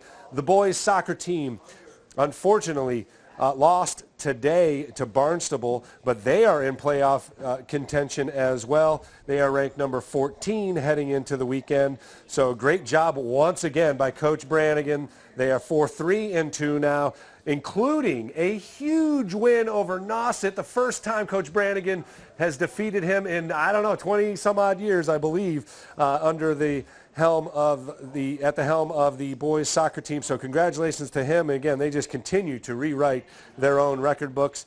Girls soccer team is also in playoff contention. They are right in the mix at number 24. They are 4-4 on the season, including another league win over DY. Second-year head coach Doug LeBrecq doing a great job. And again, he has a playoff caliber squad as well. So we love it when the Whalers can get into that postseason. Speaking of the postseason, field hockey has started 3-2-2, and it's the coaches Weber dedicated to leading the group. They are very athletic, and they are ranked number 10 in Division 4. So again, in playoff contention, and we're actually hoping maybe we can sneak over to that field hockey field and bring one of those games to Whalers Nation here on the NSC. There's a matchup with Westport at the end of October, the 24th of October. That might be nice. We're talking to Travis and Matt, see if maybe we can get a little tower action over there and get above the field, and we'll see. We'll see. You never know. Stranger things have happened. I will say that we could use some help from you, the business community out here on Nantucket, because as it is, our founding sponsors, the Nantucket Golf Club, helped us get to this point, but we need your help to get to the next level, which is bringing more sports and more of your student athletes in competition against the state's best to you, Whalers Nation, right here on the NSC and on NCTV locally. So if you can, reach out to us and get on that sponsorship list. Again, we'll do our best to plug your business and talk about it at length. Of course, the social media platform now extremely strong, and it's a 501(c), all you accountants out there. You get your little tax break as well. And we do still have at least 9 games for the fall season coming up, volleyball, and of course, the Island Cup game at the end of October. So your Whalers recap here as 4 of the 5 teams in playoff contention. Love that as we're getting ready here for the second half. Coach, what do you got for us? Obviously, nothing pretty on the offensive side of things, but we saw glimmers of things, and certainly, you're going to have to contend with the weather on both sides. So what do you got for us here? Well, the weather looks like it's getting a little better. That's encouraging, but also I think that the Whalers have found out that they can play football now. They're in the game. It's only 6-0. They've had their chances. They've made mistakes. They're going to get the ball here in the third quarter. I'm very interested in who's going to take the win and what quarter they're going to take the win. It will be the Bears' call because Nantucket will take the ball. The Bears will then decide whether they want to kick into the win and take the win in the fourth quarter or kick away from the win. If Nantucket gets the ball and the win this quarter, they definitely going to score. They have to tie it up here or take the lead. It's imperative. One thing I want to go back on that when you were talking there is the field hockey team. Yeah. When the coaches having meals, do you think there's any field hockey discussion going on Perhaps at the dinner meal? Table. Perhaps there's some field hockey talked about. That's like saying at the Lombardi household, there's maybe some sports discussed at that dinner table. Few discussions about what's going on. All right, I agree with you, Coach. We got to get something going here. We got to put the ball, again, maybe not play with the lead here as they are down 6, but they got to tie it up. They got to get something positive here and get the mentality back in there. Again, Aaron Hanlon has been open a multitude of times, and so has Mr. Aguilar on the passing side of things. I'd love to get Angel Cabrera the ball, just hand it off and at least see what he can do. He can run over dudes. On the offensive side of things, defensively, again, they've come up with turnovers. They've held the Bears to, basically no offense. They scored from the 1-inch line. So plenty of positives there. So down 6-0. This is the stuff you play for. This is it. You're in the game. You take away that long pass play that the Bears had on the second play of the game, which put them in field position. You take that play out of the equation, and it's 0-0. Yeah. And Nantucket from that point on has outplayed them. But their turnovers, turning the ball over inside the 5 is not good. And still trying to figure out who's going to which end.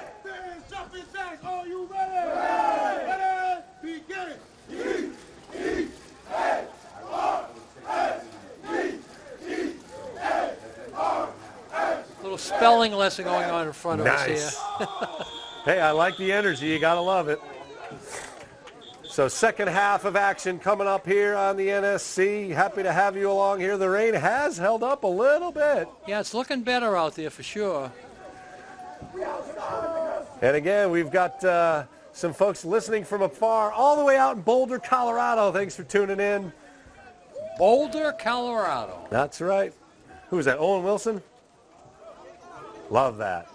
Owen Wilson, one of our graduates listening from the University of Colorado. His Buffalo's looking good, although they got smacked down last week by those Oregon Ducks. They brought back to reality. Prime time is mouthing off too much. You can't mouth off too much. I love his energy. I love his preach.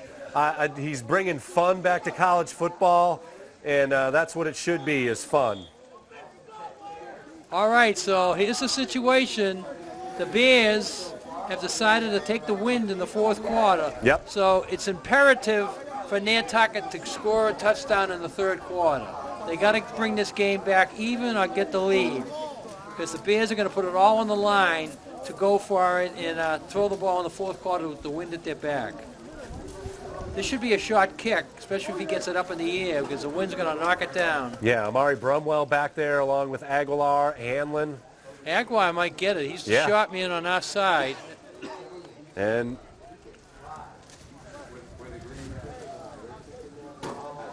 now number 54 again. He's got a clean jersey today. I don't. We'll see. He might slip and fall on this one. I don't understand this. Coach tells him, get off the grass, put it in the mud. Put it in the mud. I don't know. Let's see if that pays off. Hey, high school football, baby. Gotta love it.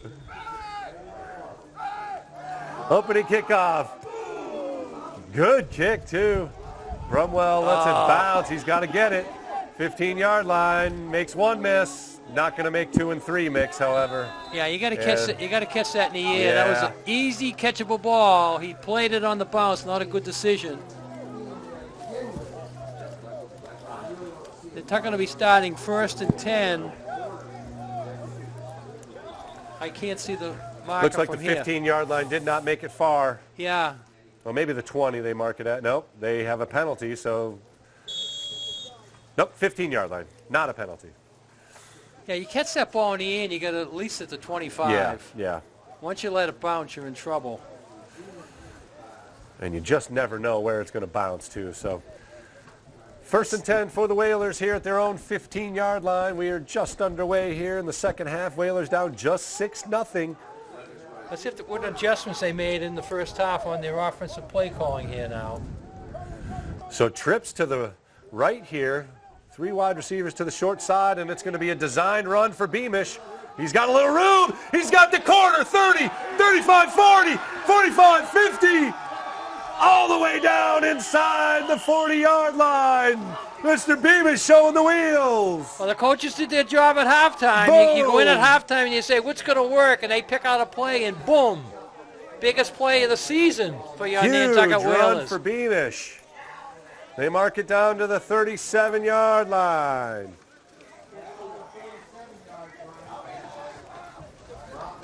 Now. Almost 50 yards on the John, and I think Carlos Aguilar is going to come in for quarterback because Beamish is winded. Yeah, now you got Tech worried, and now you can do a lot of different things. But it is Carlos Aguilar in at quarterback here. That's the flexibility they do have. So let's see if he can hang on to it. And he will run it around the edge. Holding. Flag down, going to be holding.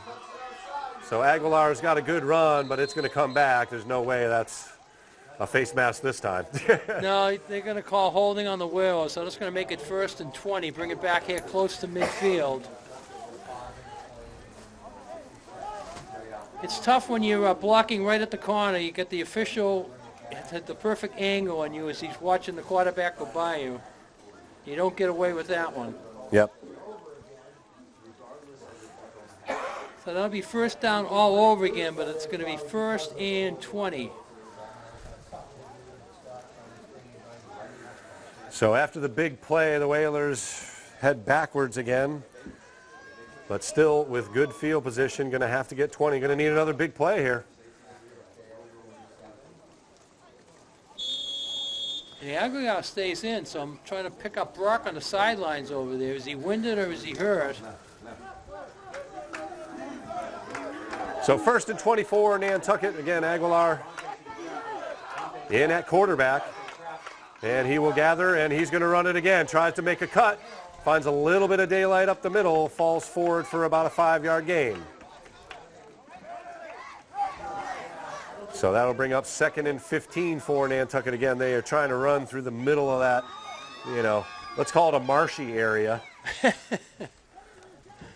And he found a little bit of room falling forward for about 5, gets about half of that penalty If we're back. any closer to the ocean, they'd have sandbags around that little section. That is of the true. middle. We would sandbag that for sure, along with the sideline.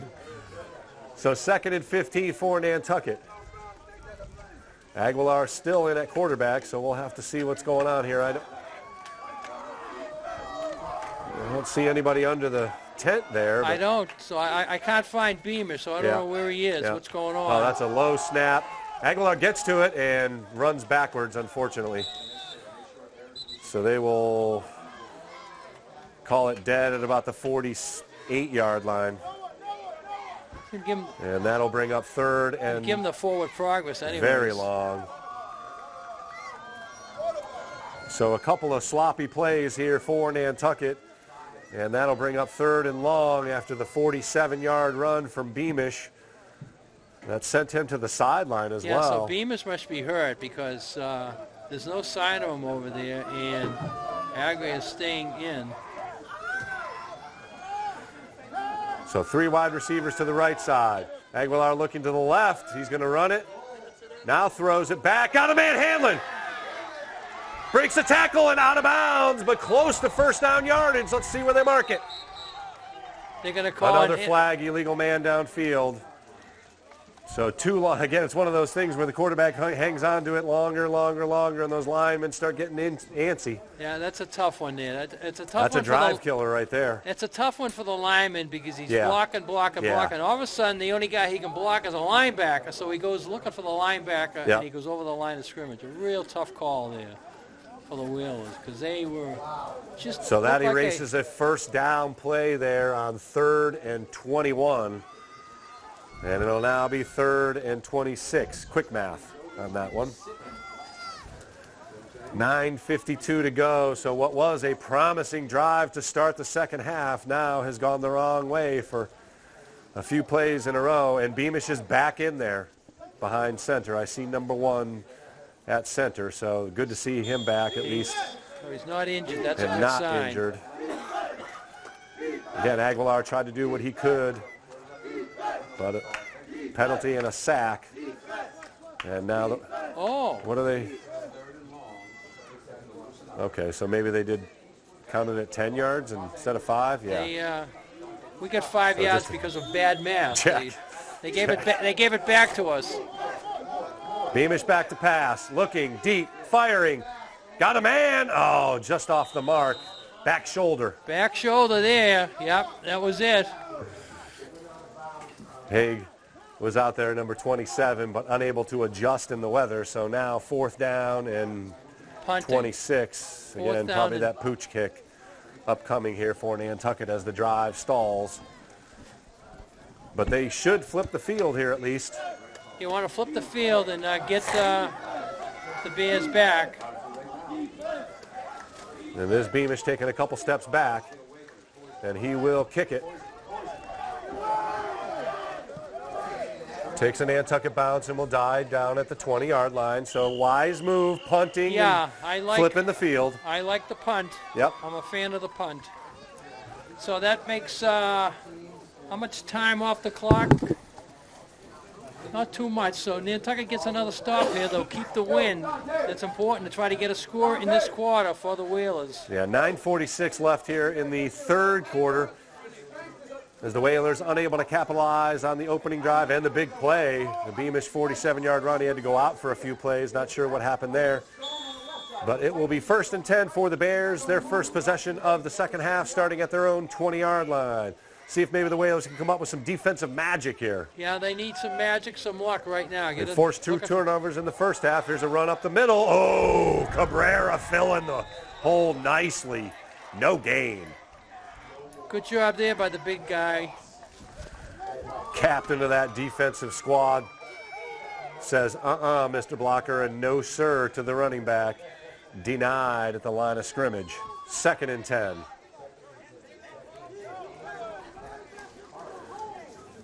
Again, Jacquez jogs in the play from the sideline.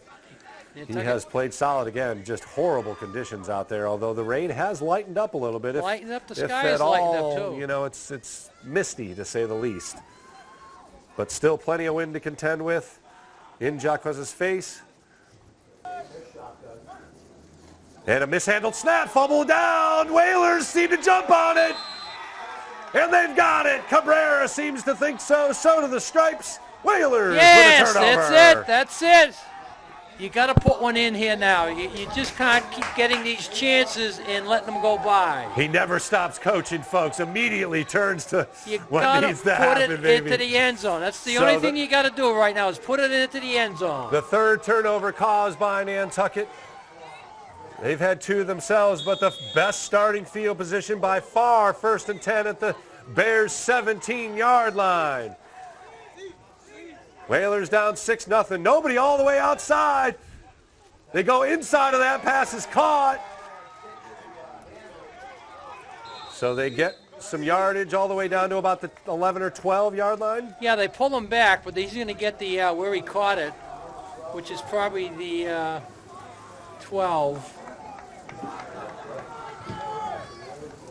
So you got to remember that you can get a first down in this situation. That's right. So a nice gain, about 6 yards actually on the play. So 2nd and 4 for Nantucket as they sprint up.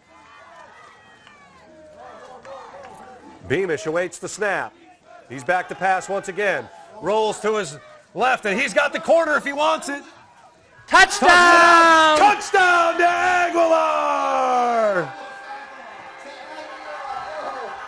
Whalers score. He had the edge, but decided to toss it out to Carlos Aguilar for the touchdown. Yeah, he could have ran, I think, for the first down, but Aguilar was just all alone there, and he threw a nice, soft pass. He didn't try to drill it into him. Beautiful pass by Brock. Aguilar pulled that one in, made up for the earlier drop, and Nantucket has tied this one up, and they are going to go for the kick. What? I see the kicker out there. Oh, my goodness gracious. They're going to set up right in the middle of that mud puddle. Yeah. They can move, put it wherever they want, I guess, the right? ball. Yeah, they can move it from hash mark to hash mark, anywhere in between. I'm a little surprised they're not just going for 2 here, but... Yes and no. Yes and no. This kick is pretty good. And they do have the wind. So if you're going to kick it, this is the one you're going to kick. Yeah, they do have the wind. Fair enough. And the kicker is a good kicker. I've been persuaded to retract my questioning of the kick. After the kick, I may have different opinions. That's true, of course. But that's my opinion right now. That's why we're up here in the booth, Nick. We get to question everything. Whalers attempting the PAT to take the lead. Good snap. Good kick, and it is up. And no good. It looked good from here. Wide left. Oh, they call it just wide. Let's go to the video replay here. Hold on a second. Wide left. Wide Nonetheless, left, they say. we are tied at 6. Well, Nantucket did what they wanted to do. They got the touchdown here in the third quarter, but we still have plenty of time to go in the third quarter. So if we're having fun getting 1 touchdown, let's double the fun and get 2 touchdowns. Man, tough to see. It looked like it caught inside that upright, but the stripes are right there underneath. Nonetheless, we have a tie ball game in the third quarter, Coach. First time we've been able to say that all year. First time we've been able to say that. So tied at 6. Still a lot of time here. 15-yard touchdown toss, 12-yard touchdown toss. Beamish to Aguilar. He can get this ball over their heads. They're already setting up on the 20. He can get this ball over their heads. And remember, it's a free ball. That's right. Jake Clark, number 23. They're up too close. Let's get it over their heads. 6-6 ball game. And a nice kick. Backs him up, but fielded at the 18-yard line. Near slip to the 20, 25, and hammered, sandwiched by a couple of Whalers. I'm surprised the ball didn't come out there because I thought the second hit was going to get the ball out. But Nantucket's fired up now on defense. Let's watch watch this defense perform now. They've forced 3 turnovers already. 7:53 to go. Tied at 6. Whalers Nation. They are fired up. Defense wants to score a touchdown here. That's how fired up they are right now. I mean, obviously they've got some offensive guys, Hanlon and Haig, and Aguilar usually is out there on the defensive backfield side of things as well. So plenty of playmakers on defense as well. If Tech knows to win this game, they got to score. So they're going to have to start playing to win. That's right. And they might play right into the Nantucket defense's hand. Is that a new quarterback back there? That's a clean jersey. Clean jersey. Let's muddy him up, guys. Gets the snap, handoff, cut back, and a nice run on first down. Let's see, I think that's number 12. That is senior Isaiah Craig now at quarterback. That's Isaiah Craig for the Bears. Did they move the quarterback to running back? I didn't see the number. I'm not sure. I can't see number 9. Yeah. They may be bringing this guy in. Jaquez is on the sideline here, so he's not in. He is not in the ball game. Looks like this quarterback is a clean handoff type quarterback. He's a senior, but not much playing time. They don't want to. They don't want to have a turnover here, so they're going to go with the steady hands. I don't think he's going to throw the ball. That's Dariel Rivera back there, number 7 in the backfield. Ooh, tough snap. He's going to have to do something, and he is swallowed up by big number 77, James Dutra. Woo! Big defensive play there. And the quarterback did not look very steady on that play, and I think his jersey's dirty now, baby. Can barely see his number now as James Dutra buried him. Got up and buried him. So huge play brings up 3rd and 11 now for the Bears as the clock continues to run here in the third quarter, 6:25 and counting. We are tied at 6 after the Whalers capitalize on the Bears' 3rd turnover of the game. And you can see that momentum has switched to the Whalers' side of things. Let's go deep. One more job here, and then you're going to have to force them to punt into the wind. Craig in at quarterback, replacing Jaquez. I don't think he can throw it, so he has to run it. As he awaits the snap in the shotgun. Jittery feet, and he will throw. Not much movement, and finally hit and brought down for the sack. A little words of encouragement from Aaron Hanlon as he buried the quarterback. Not much movement there. I told you he can't pass. I know. So why call a pass play if he can't pass? Not sure. Now. And Jaquez is in now on 4th down. Now they got to punt into the wind. Another huge loss for the Bears as the momentum has just immediately switched here after the score. I hope the defensive energy goes over to the offensive side of the ball when we get the ball back after this play. So Jaquez in at quarterback now, and we'll see what they do. He takes a couple steps back, and we'll do the quick punt and just let it go. Fielded at the 45. Going the other way. Just hold on to it. Just hold on to it. Go this way. Come They're on. probably giving forward progress inside the 45 to the 43, but he had about 4 or 5 more yards and get out of bounds here. But yeah, he, that was he Rashawn gets the Ray. forward progress, but Nantucket's got decent field position here, Chris. Yep. Just under 5 minutes to go here, so plenty of time with the wind at their back.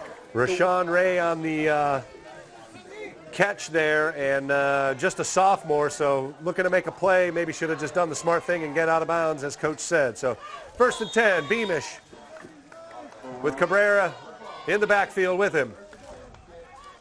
Back to pass once again. Sideline pass caught by Hanlon. Short gain, but nonetheless a gain. Give him about 4 yards. I like that play because it's setting up a hook and go. He can hook like that and get behind him and take 100%. off.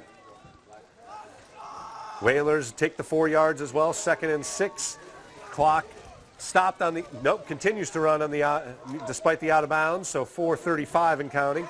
That was a tough window for Brock to hit, too. Yeah. Nice pass, Good pass by Brock. He has looked good at quarterback, no doubt about it. We have found ourselves a quarterback. Oh, boy, that can't happen. A sack all the way back behind the 50-yard line, and that will bring up 3rd down and 18. Sack of about 12 yards. Brock is not going to run away from the defense today. He's got to get that in his head. Yeah. If his first look is not there, he's got to go to a second look or throw it away, one or the other. We've seen. You're thinking you're in the backyard Yeah. where you can run away from your cousin. You're not going to run away from these Tech guys today on this field. Yeah, speed is one thing that the Tech Boston Bears have, especially on defense. So 4th down here, or 3rd down here, excuse me. Beamish looking over the middle, got Hanlon off his hands and dangerously falls to the ground, but falls to the ground incomplete nonetheless. So the sack is the drive killer as the Whalers will face another 4th and long. And again, I would punt it here. Let's see what the decision is. Pin them deep, pin them deep. So we'll see if the Whalers take coach's advice and punt here, but the clock continuing to, does not run on the incomplete pass, 3:10 to go in the 3rd quarter. So the Whalers thus far unable to take advantage of the wind much. Good kick, well over the head, and that'll bound inside the 20-yard line, all the way down into 5. Beautiful punt. Woo! I'm excited. I love beautiful punts, especially ones that roll out of bounds at about the 5. I like it because they only on the NFL thing, the red zone, they only show punts if good things happen. I think they would show that one. That one there would be shown. The ball landed perfectly. It didn't land on end. It landed on its side. That's right. And it kept rolling and rolling and rolling. The only thing was I thought it was going to roll into the end zone. All the way down, yeah. So 1st and 10 for the Bears at their own 5-yard line. Whalers defense could come up with another one of those magical plays and turn the tide of the game. They have to be fired up. The defense should be saying to themselves, the offense can't score, let us score. That's right. Let us take the lead. Come on, so again, defense. Jacquez back now at quarterback, so yeah, that other whatever guy was happening that other guy was not very mobile at all. Is rectified as he will take the snap here at his own 5-yard line, facing a very fired-up Whalers defense that has already forced 3 turnovers. And the Bears haven't scored since that second possession, really, of the first half. Oh, he eludes one. Cabrera's out there, and a nice gain, about 3 yards. Jeez, they had him inside the 5, the first hit. And again, the ball didn't come into him cleanly there. Come on, defense. That ball's not coming into him cleanly. Keep the pressure on him. Get this ball right back. So 2nd down and probably 6 or 7. 8 now, actually. Probably they only closer had a gain of 2. Probably closer to 8, right. So again, the Bears not in a big hurry here as they are into the wind. Yeah, they're playing for the win right now. But they just got to get something going on offense. They have been stagnant, to say the least. 2nd and 9. Oh, somebody Jacquez moved back there. to Somebody pass. moved. Got a man over the middle. Almost intercepted as he threw it right into the body Yeah.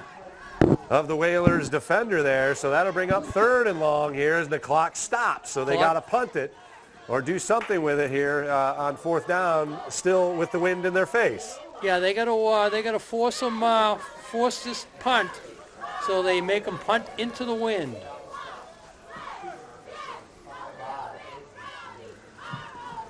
Anything less than 7 yards will bring up the punt. If they get 7 or 8 and they're close, they may go for it. Yeah, maybe you go for it in this type of weather for sure. But as you can see on those goalposts, maybe the wind is definitely in the face of the Bears, and so is the Whalers defense. They have been in the face of these Bears offensive players, especially here in the second half. Tough snap. He evades but goes down, and that will bring up a 4th down play. Might want to use a timeout here and say Whalers brought the blitz on that play, and Jacques is able to evade the first rushers, but slipped down, and it'll bring up 4th down and long. Again, it would have been a good time, I think, to use a timeout to save a few more seconds with the wind at your back. But I'd like to see this pressure here for the punt. Maybe they got a block punt. It could happen. Number 14 is back once again. That's Rayshawn Ray. So expecting an actual punt here. And it will be a punt. Short one at that. Bounces at the 20 and goes inside the 20. Get away from the ball. Yeah, what are they doing? What are they finally doing? blow it dead. What are they doing? Nothing good comes of that. The ball's laying there. Stay away from it. All right, so they didn't use a timeout. So they still got 1:05 as opposed to having about 1:30. So they can use their timeouts here. If they would like, If they would like. Whalers looking to take the lead. We're tied at 6. Ball lays on the Bears' 20-yard line. Again, another phenomenal start for the drive for the offense here for Nantucket, looking to take the lead. Haven't had the lead. Beamish back to pass. Got plenty of time. Got a man wide open. It's Aguilar in the open field. Horse collar, no? No flag. Ooh. That was close. Looked like a horse collar there, but nonetheless, 1st down yardage on the quick hitter across the middle. So 1st and goal from about the 5, I think they're spotting it, Chris. Looks like it, yep, maybe a 5 or 6 yard line. Nonetheless, 1st and goal. Clock will continue to run at 45 seconds.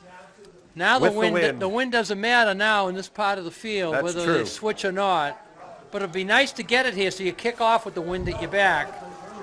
Whalers looking to take their first lead of the season here. 1st and goal from the 6-yard line.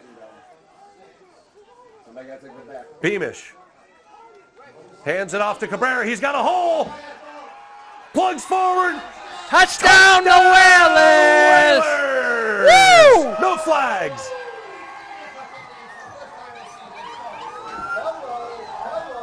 We talked about playing with a lead. It took a little while, but now we've got it. The important thing about that is they can kick off with the wind at their back. So now they can pin them back there again before the wind flips. Got to go for 2 here, though. And they accomplished what they had to do. Get the lead with the wind at their back. That's right. But they're not going for 2. I would like to go for 2, yes.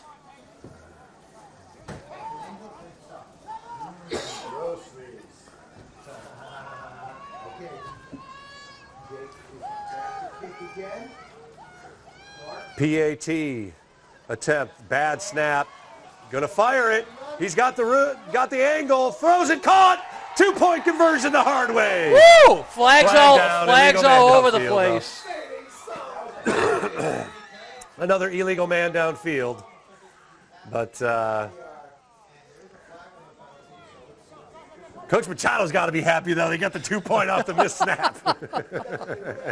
Yeah, because now we get another chance. That's true. That's true. Push back. They may try a kick again because you got the wind. Yeah, he's got plenty of leg. He's got the leg. We know that. Now we got to get the snap in there.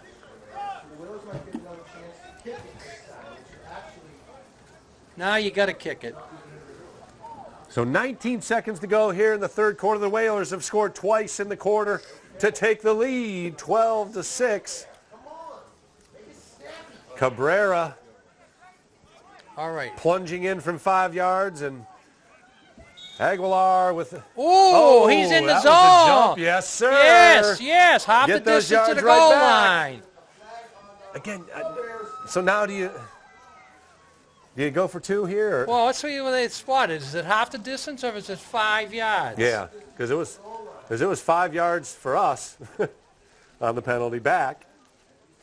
Now they're still on the 4, so the kick will still stay in place. Okay. If it was on the original first down, then you would definitely go for 2, but it only brings it back to the 4. All righty. Seems like we have done this before. Jake Clark back to kick. Good snap. Oh, no. Another good fire. Incomplete. So a whole lot of shenanigans, and we stand at 12-6. Nonetheless, the Whalers take the lead here in the third quarter and take advantage of the wind. Should we put some pressure on Boston Tech by telling them that the 3:30 boat won't wait for them? Oh, check. So they better get this game over and get their kids changed and on the bus. They may not be able to change, that's for sure. All right, so a big kickoff coming here from Nantucket. You want to pin them deep because they're going to get the win, so we know they're going to throw the heck out of the ball in the fourth quarter. And they do have the weapons, that's for sure. Jaquez opened it up in the first quarter, throwing the ball a bunch. But the Whalers have held steady after that 1-yard touchdown run way back in the first quarter, 2 hours ago. And again, if you think about it, they probably had more than half their offense in that one pass play. That's right. Since then, very few first downs for the Bears. They were back a little bit deeper now because they know he's got a pretty good leg. Let's see if he can still get it over his head with a good one.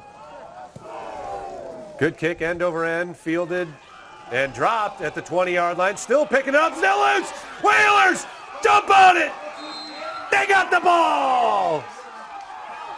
A muff kick. And the Whalers can run one more play with the wind. With the wind at their back. 12 seconds to go. What a turn of events. Touchdown and then a turnover. Okay, now that they think Clark has a good leg, they put the kid too far back. His ball dies on him at his legs. He could never get control over it. Who was the first guy there? Was that Hanlon, number 11? I think it was 11. He just dove in there, gave up his body for the ball. He is the same way on the hockey ice. It is fun to watch. And the Whalers are in business at the 20-yard line once again. Instant red zone. Beamish with 2 running backs, including Aguilar behind. Oh, that's a false start. The defense can do that. The offense can't. False start on the offense, so that'll cost them 5 yards off the bat. A little bit excited. Bit excited. Come on, guys. Calm it down, boys. We have a whole quarter to go So 12-6 the lead for Nantucket after scoring on 2 consecutive drives here in the third quarter. Taking advantage of the wind and a couple of turnovers. 4 all day. Aguilar gets it, and he is buried. Not much doing there, maybe the line of scrimmage. That will end the third quarter. A great third quarter, by far the best third quarter for the Whalers squad this season as they score 12 points to take the lead 12-6. We'll come back with the fourth quarter. Whalers ahead 12-6. You're watching Whalers Athletics on the NSC. NCTV and the Nantucket Sports Connection would like to thank our Nantucket business sponsors for their support of today's Whalers broadcast.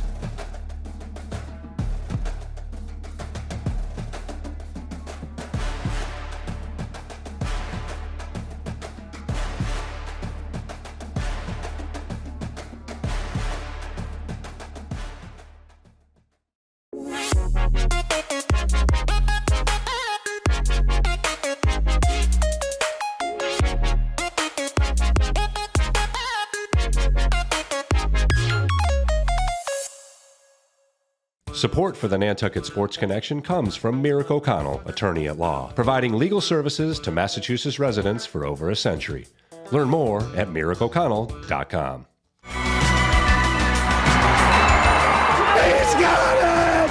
He's got it! Nantucket Sports Connection and NCTV over the past few years have done countless broadcasts that are both exciting and professional. Shot, score! Jack Halleck! I support NCTV's Nantucket Sports Connection because it's a great opportunity to reach island families, support students, and our local television station. The Nantucket Sports Connection would like to thank its founding sponsor, the Nantucket Golf Club Foundation, whose mission is to promote the positive development and enrichment of Nantucket's children. For more information on the Nantucket Golf Club Foundation, go to nantucketgolfclub.com. Whalers take over. Another run to Aguilar. Tries to sneak his way in behind some blockers, but unable to do so. And he loses some yardage.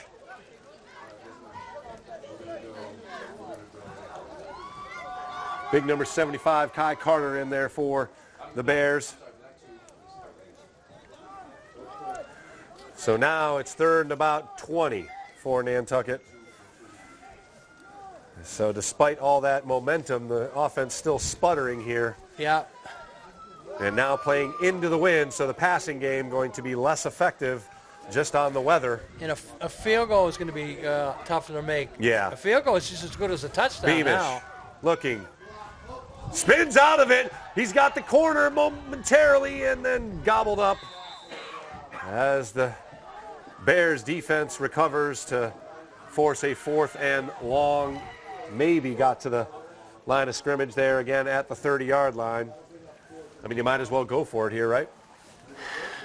I would still punt it. Yeah. I'm sorry. I would like to pin them down inside the 5 again. Well, we'll see if they listen to you, Coach. 4th down and about 20. And a timeout called by Coach Saradella, says he'll think it over. Yeah, if they got a play call, they want to make sure they have the right play called. Yep. So 12-6 now, Whalers playing with the lead here, 10:41 left in the ball game. But as Nantucket looks for their first victory on the season. A field goal gives you a 9-point lead, so it makes it a 2-score game. So a field goal is very valuable. I don't know if they're thinking of that from 47 yards into the wind. Yeah, they're not thinking of that now. But I mean, if they they get down by the 5 and they're on a 4th down situation, that's a possibility. No doubt. But right now they're deciding on the play. The punt is probably out of the equation. It wouldn't be out of my mind, but it's out of the equation probably. Again, I just have not seen, I've seen it on the Bears side of things, just a nice little pitch out sweep. My man's going to beat your man to the edge, and you never know. Things can happen, especially to this wide side towards us of the field. Yeah, if a runner gets his footing on a field like this, Yeah. it's harder for the defense to catch him because he can know where he's going. The defense makes a cut, they go down. Yeah, it's the reaction that slips. Ball rests on the 30-yard line. Whalers break huddle. Hanlon trips, and man's moving, so Hanlon's got the corner. What did I tell you? Hanlon's going to go all the way for a Whalers touchdown. Whoa. No flags. They dialed it up right. They took the timeout, and they come up with something new there. I like that. Aaron Hanlon to the house. 30-yard scamper down the sideline.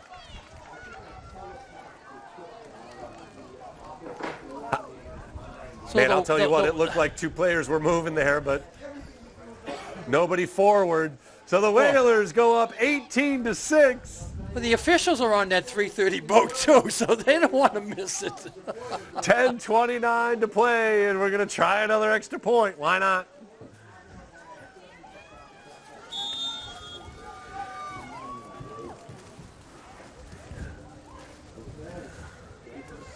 Snap is good. Kick is up and hits the upright and goes in. A stoink.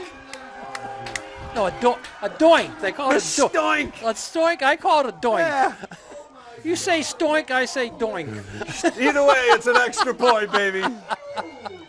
19-6. The Whalers now lead as they have scored 19 points in a row here in the second half.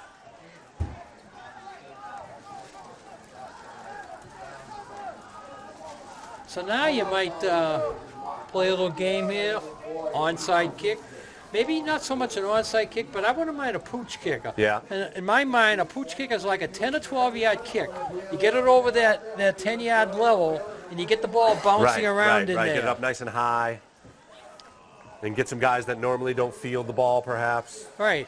Try and find a dead zone. See those there. white jerseys in the middle there? Yeah, about the 40-yard line. That number 27, he hasn't touched the ball yet, so kick it to him.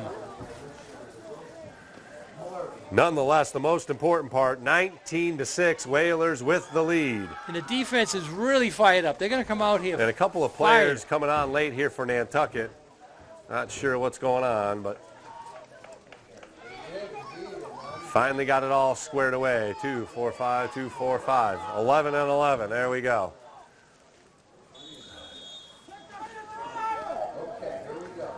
So the Bears now face a 2-score disadvantage. Good kick. Fielded at about the 22. Across the 25 to the 30. Slips down and falls. Not going to make that cut today. Yeah. So just across the 30-yard line to about the 32 is where the Bears will start this drive with 10:22 to go and some urgency needed in the Bears offense. Yeah, they need a couple of touchdowns. So you know the ball is going to be in the air. I think the pressure starts with the linebackers and the defensive ends. Get them right in the quarterback's face so he has to get rid of the ball early. Play the one-on-one. Yeah, I think the Whalers have enough talent in the defensive backfield to go one-on-one.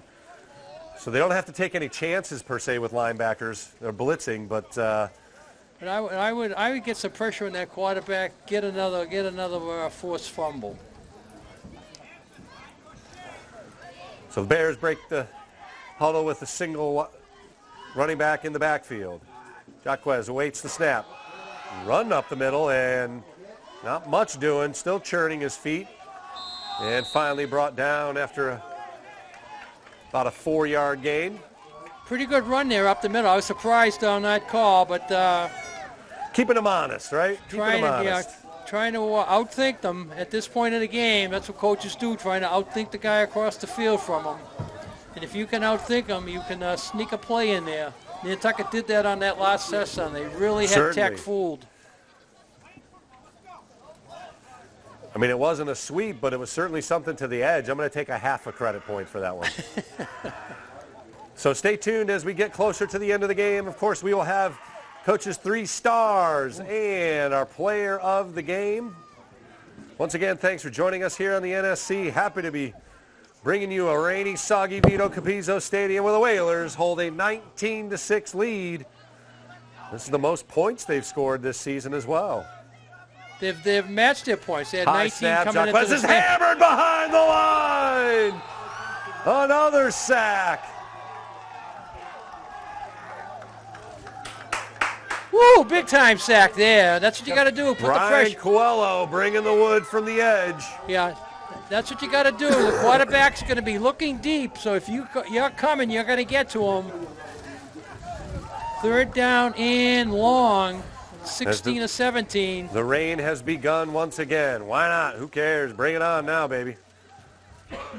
3rd and long, 8:40 and counting here in the 4th quarter. Whalers playing with a 13-point lead here. Trying to put the hammer down here and put up victory number 1 for the 2023 season. Motion. Snap. Fake handoff. Jacquez is going to take off on the edge, and again, that footing just not there, and he went down. He's down, yeah. He's down way back there. So that will be another sack as he was back behind the line of scrimmage at about the 25-yard line, so that brings up 4th down and long. Now it brings up a definite punt situation for Tech, but Tech does not want to give up the ball, so they may go with their heart instead of their head here. Let's see what the coach decides. All the way back to the 25-yard line. Coach Brown giving the Stripes a little earful, but nonetheless, it is 4th and long, down 13. Ooh, 27 trotting off there. We don't like to see that. Coach talking to his quarterback there a long time. He may be going for it here. Yep. Not a wise decision. Yep. So if the score holds, both teams will move to 1 and 3. 7:30 and counting here. Nantucket's keeping the safety back deep. They're looking for the pooch kick. And they are going for it. Jacquez looking to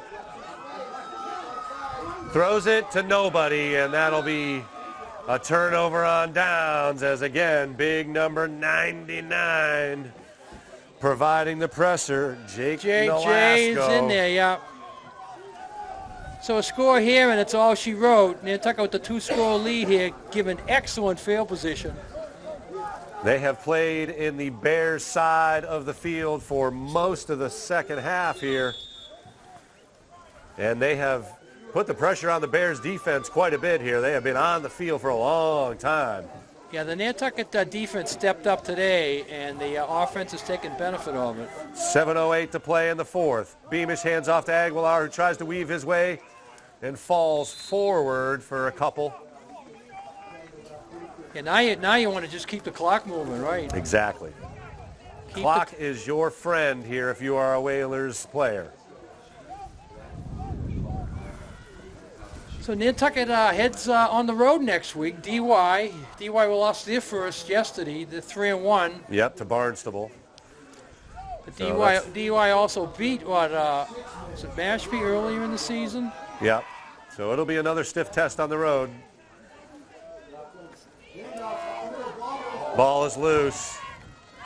And it looks like the Bears say they got it, and they do. That's the third turnover for Nantucket.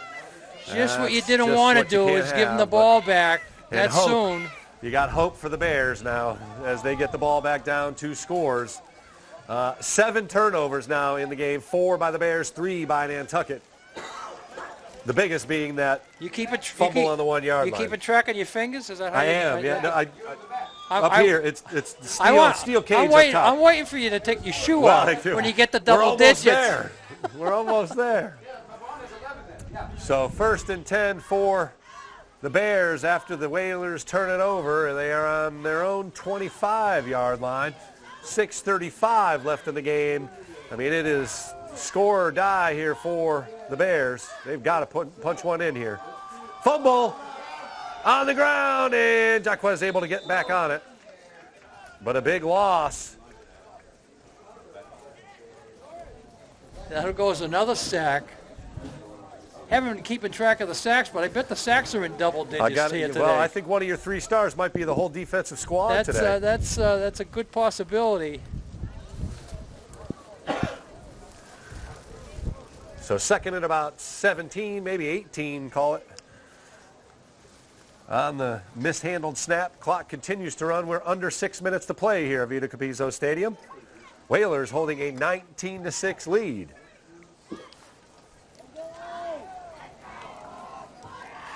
Under center now. And a handoff to the fullback. Interesting call. Maybe again trying to fool the Whalers, but they are not fooled. Gang tackling after a short gain. Maybe got back to the original line of scrimmage. What the Bears coach is thinking there is Nantucket's coming. You get a quick hitter with the fullback. You've got a penalty flag late. Could have some unsportsmanlike here, perhaps. We'll see what the stripes come up with here. Someone said something. Let's see who said it first. Yeah. Well, it's probably the guy who said it second that gets the penalty, of course. You're right there. It's all the retaliator always gets caught. Back to second. So this is going to push him back probably half the distance, I would think. Oh, that's third again. I think they're offsetting. Both teams get called. Well, that's the cop out. I mean, that's the the easy way to do it. The easy compromise, right? Yeah. And probably correct at this point. So clock continuing to run, 4:35 and counting. As the Whalers trying to close in on their first victory of the season, 3rd and about 14 for the Bears. Jacquez gets the good snap, looking, throwing, and that's a bad pass, going to be intercepted. Whalers got some blockers in front. This is going to be a pick 6. Whalers, touchdown. No. Brady Tilton. Flags down. Hold on. A bad decision there. A bad decision. You're a defensive player. You want to get into play, so you try to throw a block and you chop a kid down. So it's going to come back. Nonetheless, the turnover will stand the 5th against the Bears. I was just about ready to say that the defense finally got their touchdown. Yep, you had called it from the get-go.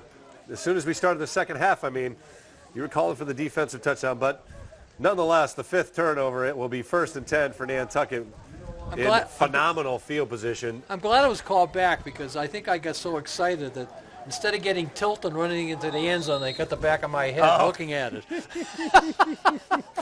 Well, better lucky than good.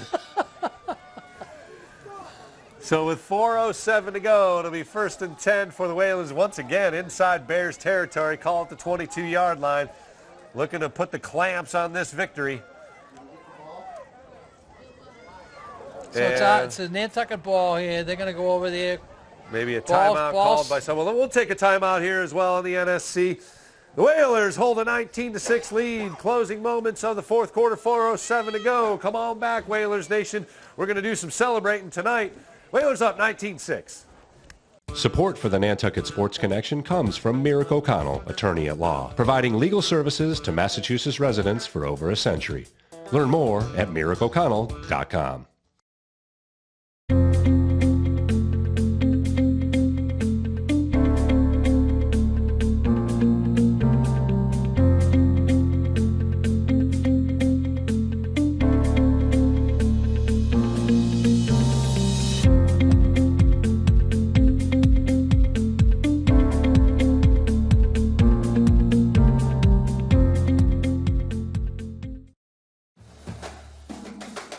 NCTV and the Nantucket Sports Connection would like to thank our Nantucket business sponsors for their support of today's Whalers broadcast.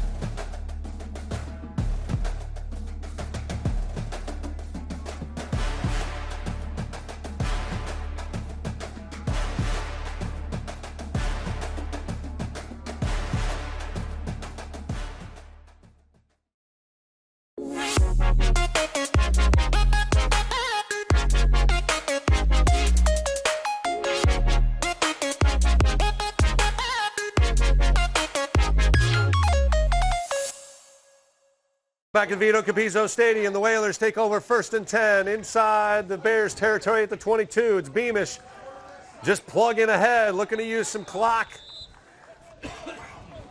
as Nantucket closes in on its first victory of the season. They hold a 19-6 lead here. Yeah, they just have to get the clock run out here now. Tech may use their timeouts to extend it a bit, but I mean, he plugged ahead for about 6 yards just on a QB sneak. Run it again. Yeah, hit the repeat button if they ain't stopping it. Beamish under center again. And he'll, again, get pushed forward by Cabrera. Not much doing there, though.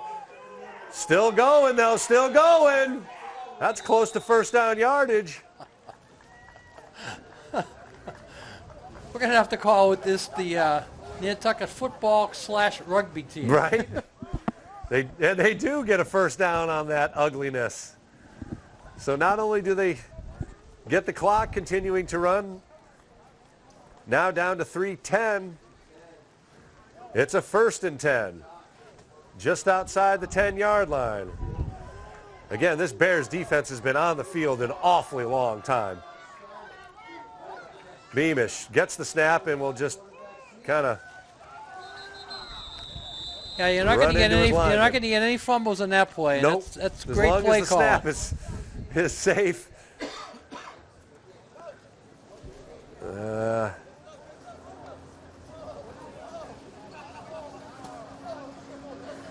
Limping off the field, one of the Bears players there. Hate to see that this late in the game.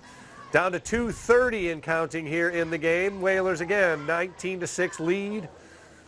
Looking to just run it out here. We'll see if Coach Brown decides to use his timeouts or whether he understands the situation and just lets it run. Yeah, when it's a 2-score game, you don't have to use them as much.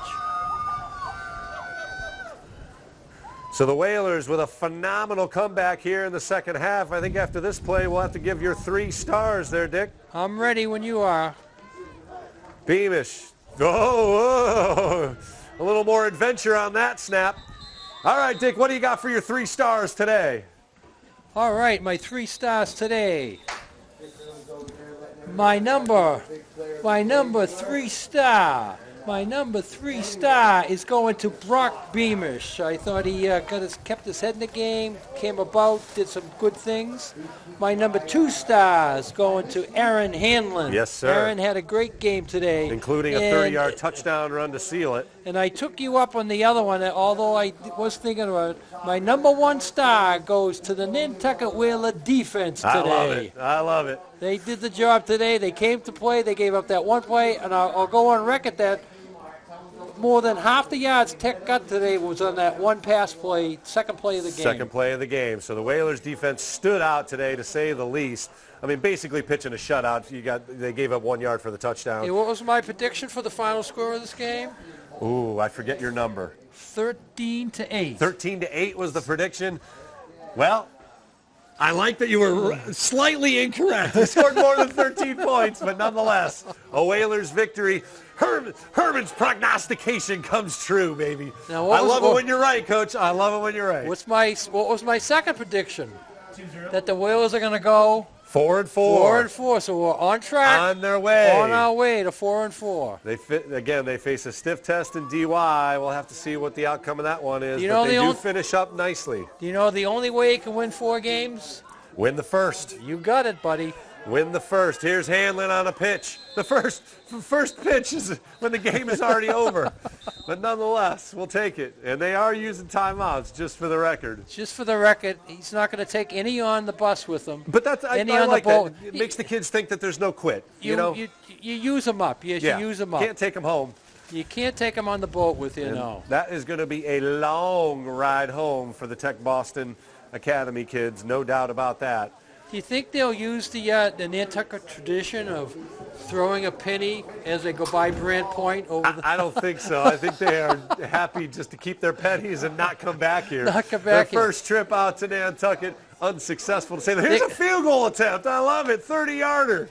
Why not? What's the over and under in this game? Does somebody 31-yard field goal attempt, snap, up. Kick is up and no good, but there's a flag before the play. Well, I don't know. I'm going to go back to a game last week. The Dolphins, sitting with 70, within 3 points of the record, had the ball in field goal territory. And what did they do? They downed it. They did the right thing. They did the right thing. So a minute 30. Again, you're looking at practice here. This is a practice, I guess. Practice live. I agree with that, yes. And they do have a good kicker. Might as well give them another whack at it. It's a win. And they do get 5 yards on the offside. So here's an attempt from 25 yards out. Snap is up. Kick is blocked. They could pick that up and run for 2. And they jump on it, so a minute 34 to go with the block kick. Number 1 celebrates there, but the score indicates a different scenario. Well, when the coaches shake hands after the game, there may be a discussion on that play when they come together. I'm glad it was blocked. I'm glad it was blocked and not made. Yeah, exactly, right? Just for posterity's sake.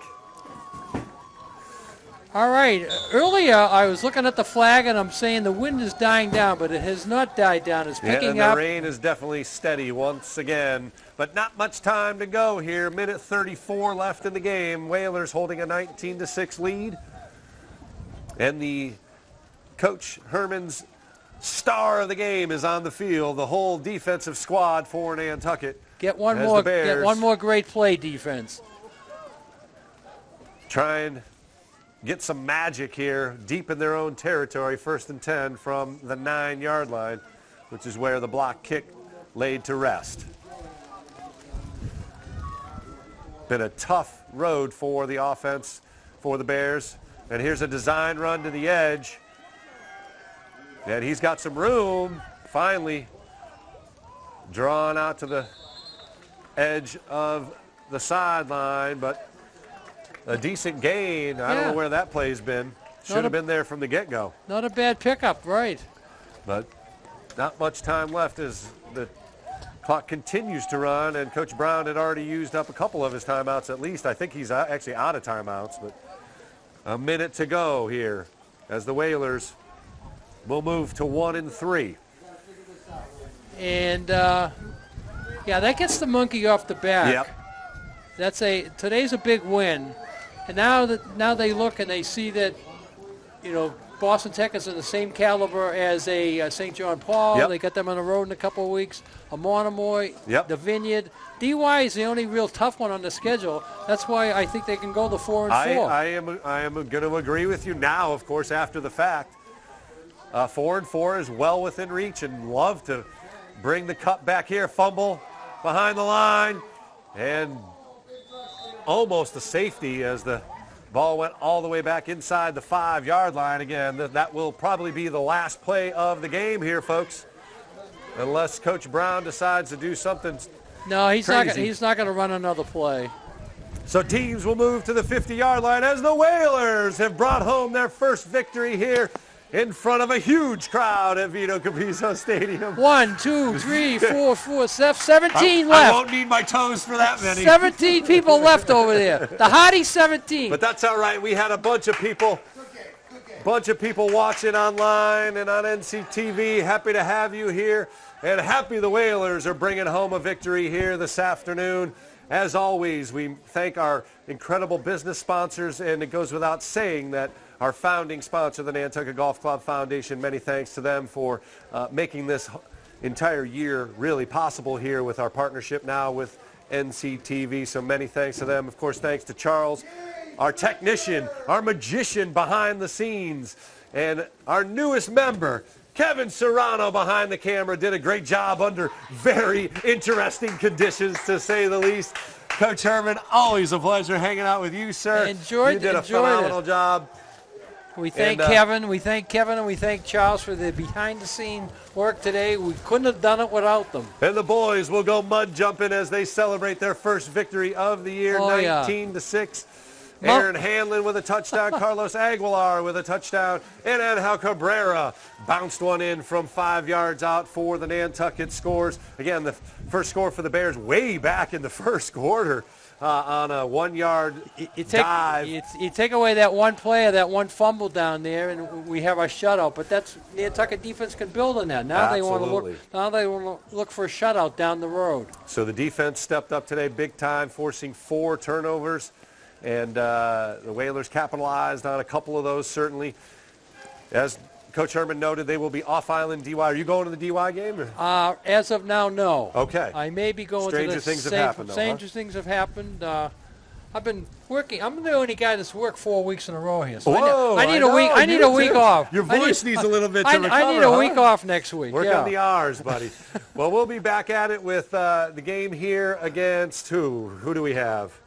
We have Monomoy coming up. Monomoy coming to play on the 21st. So look forward to that. We will be at the volleyball court on October 7th against a very good Nipmuc team. They are atop the D3 ranking. So Coach Vaselli got his stiff test coming up, but they are playing some great volleyball. They've got a very talented squad. For all of our NCTV and NSC crew, I am Chris Morris. Thanks very much for joining us here from Vito Capizzo Stadium. The final, Whalers win, 19-6. Have a great weekend, Whalers Nation. Whalers win, Whalers win. Whee!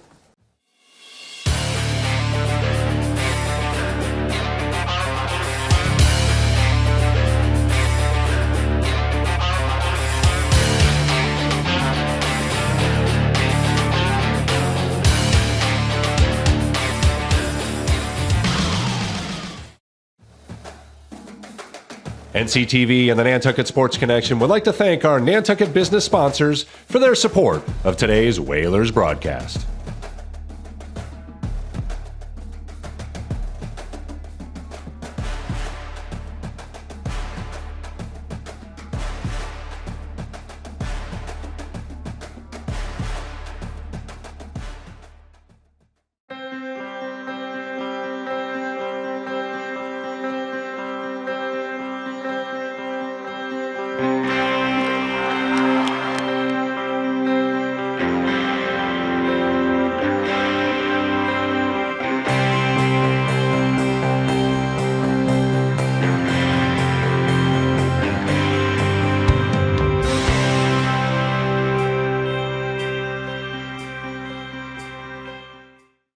The Nantucket Sports Connection would like to thank its founding sponsor, the Nantucket Golf Club Foundation, whose mission is to promote the positive development and enrichment of Nantucket's children. For more information on the Nantucket Golf Club Foundation, go to nantucketgolfclub.com. Support for the Nantucket Sports Connection comes from Merrick O'Connell, attorney at law, providing legal services to Massachusetts residents for over a century. Learn more at merrickoconnell.com.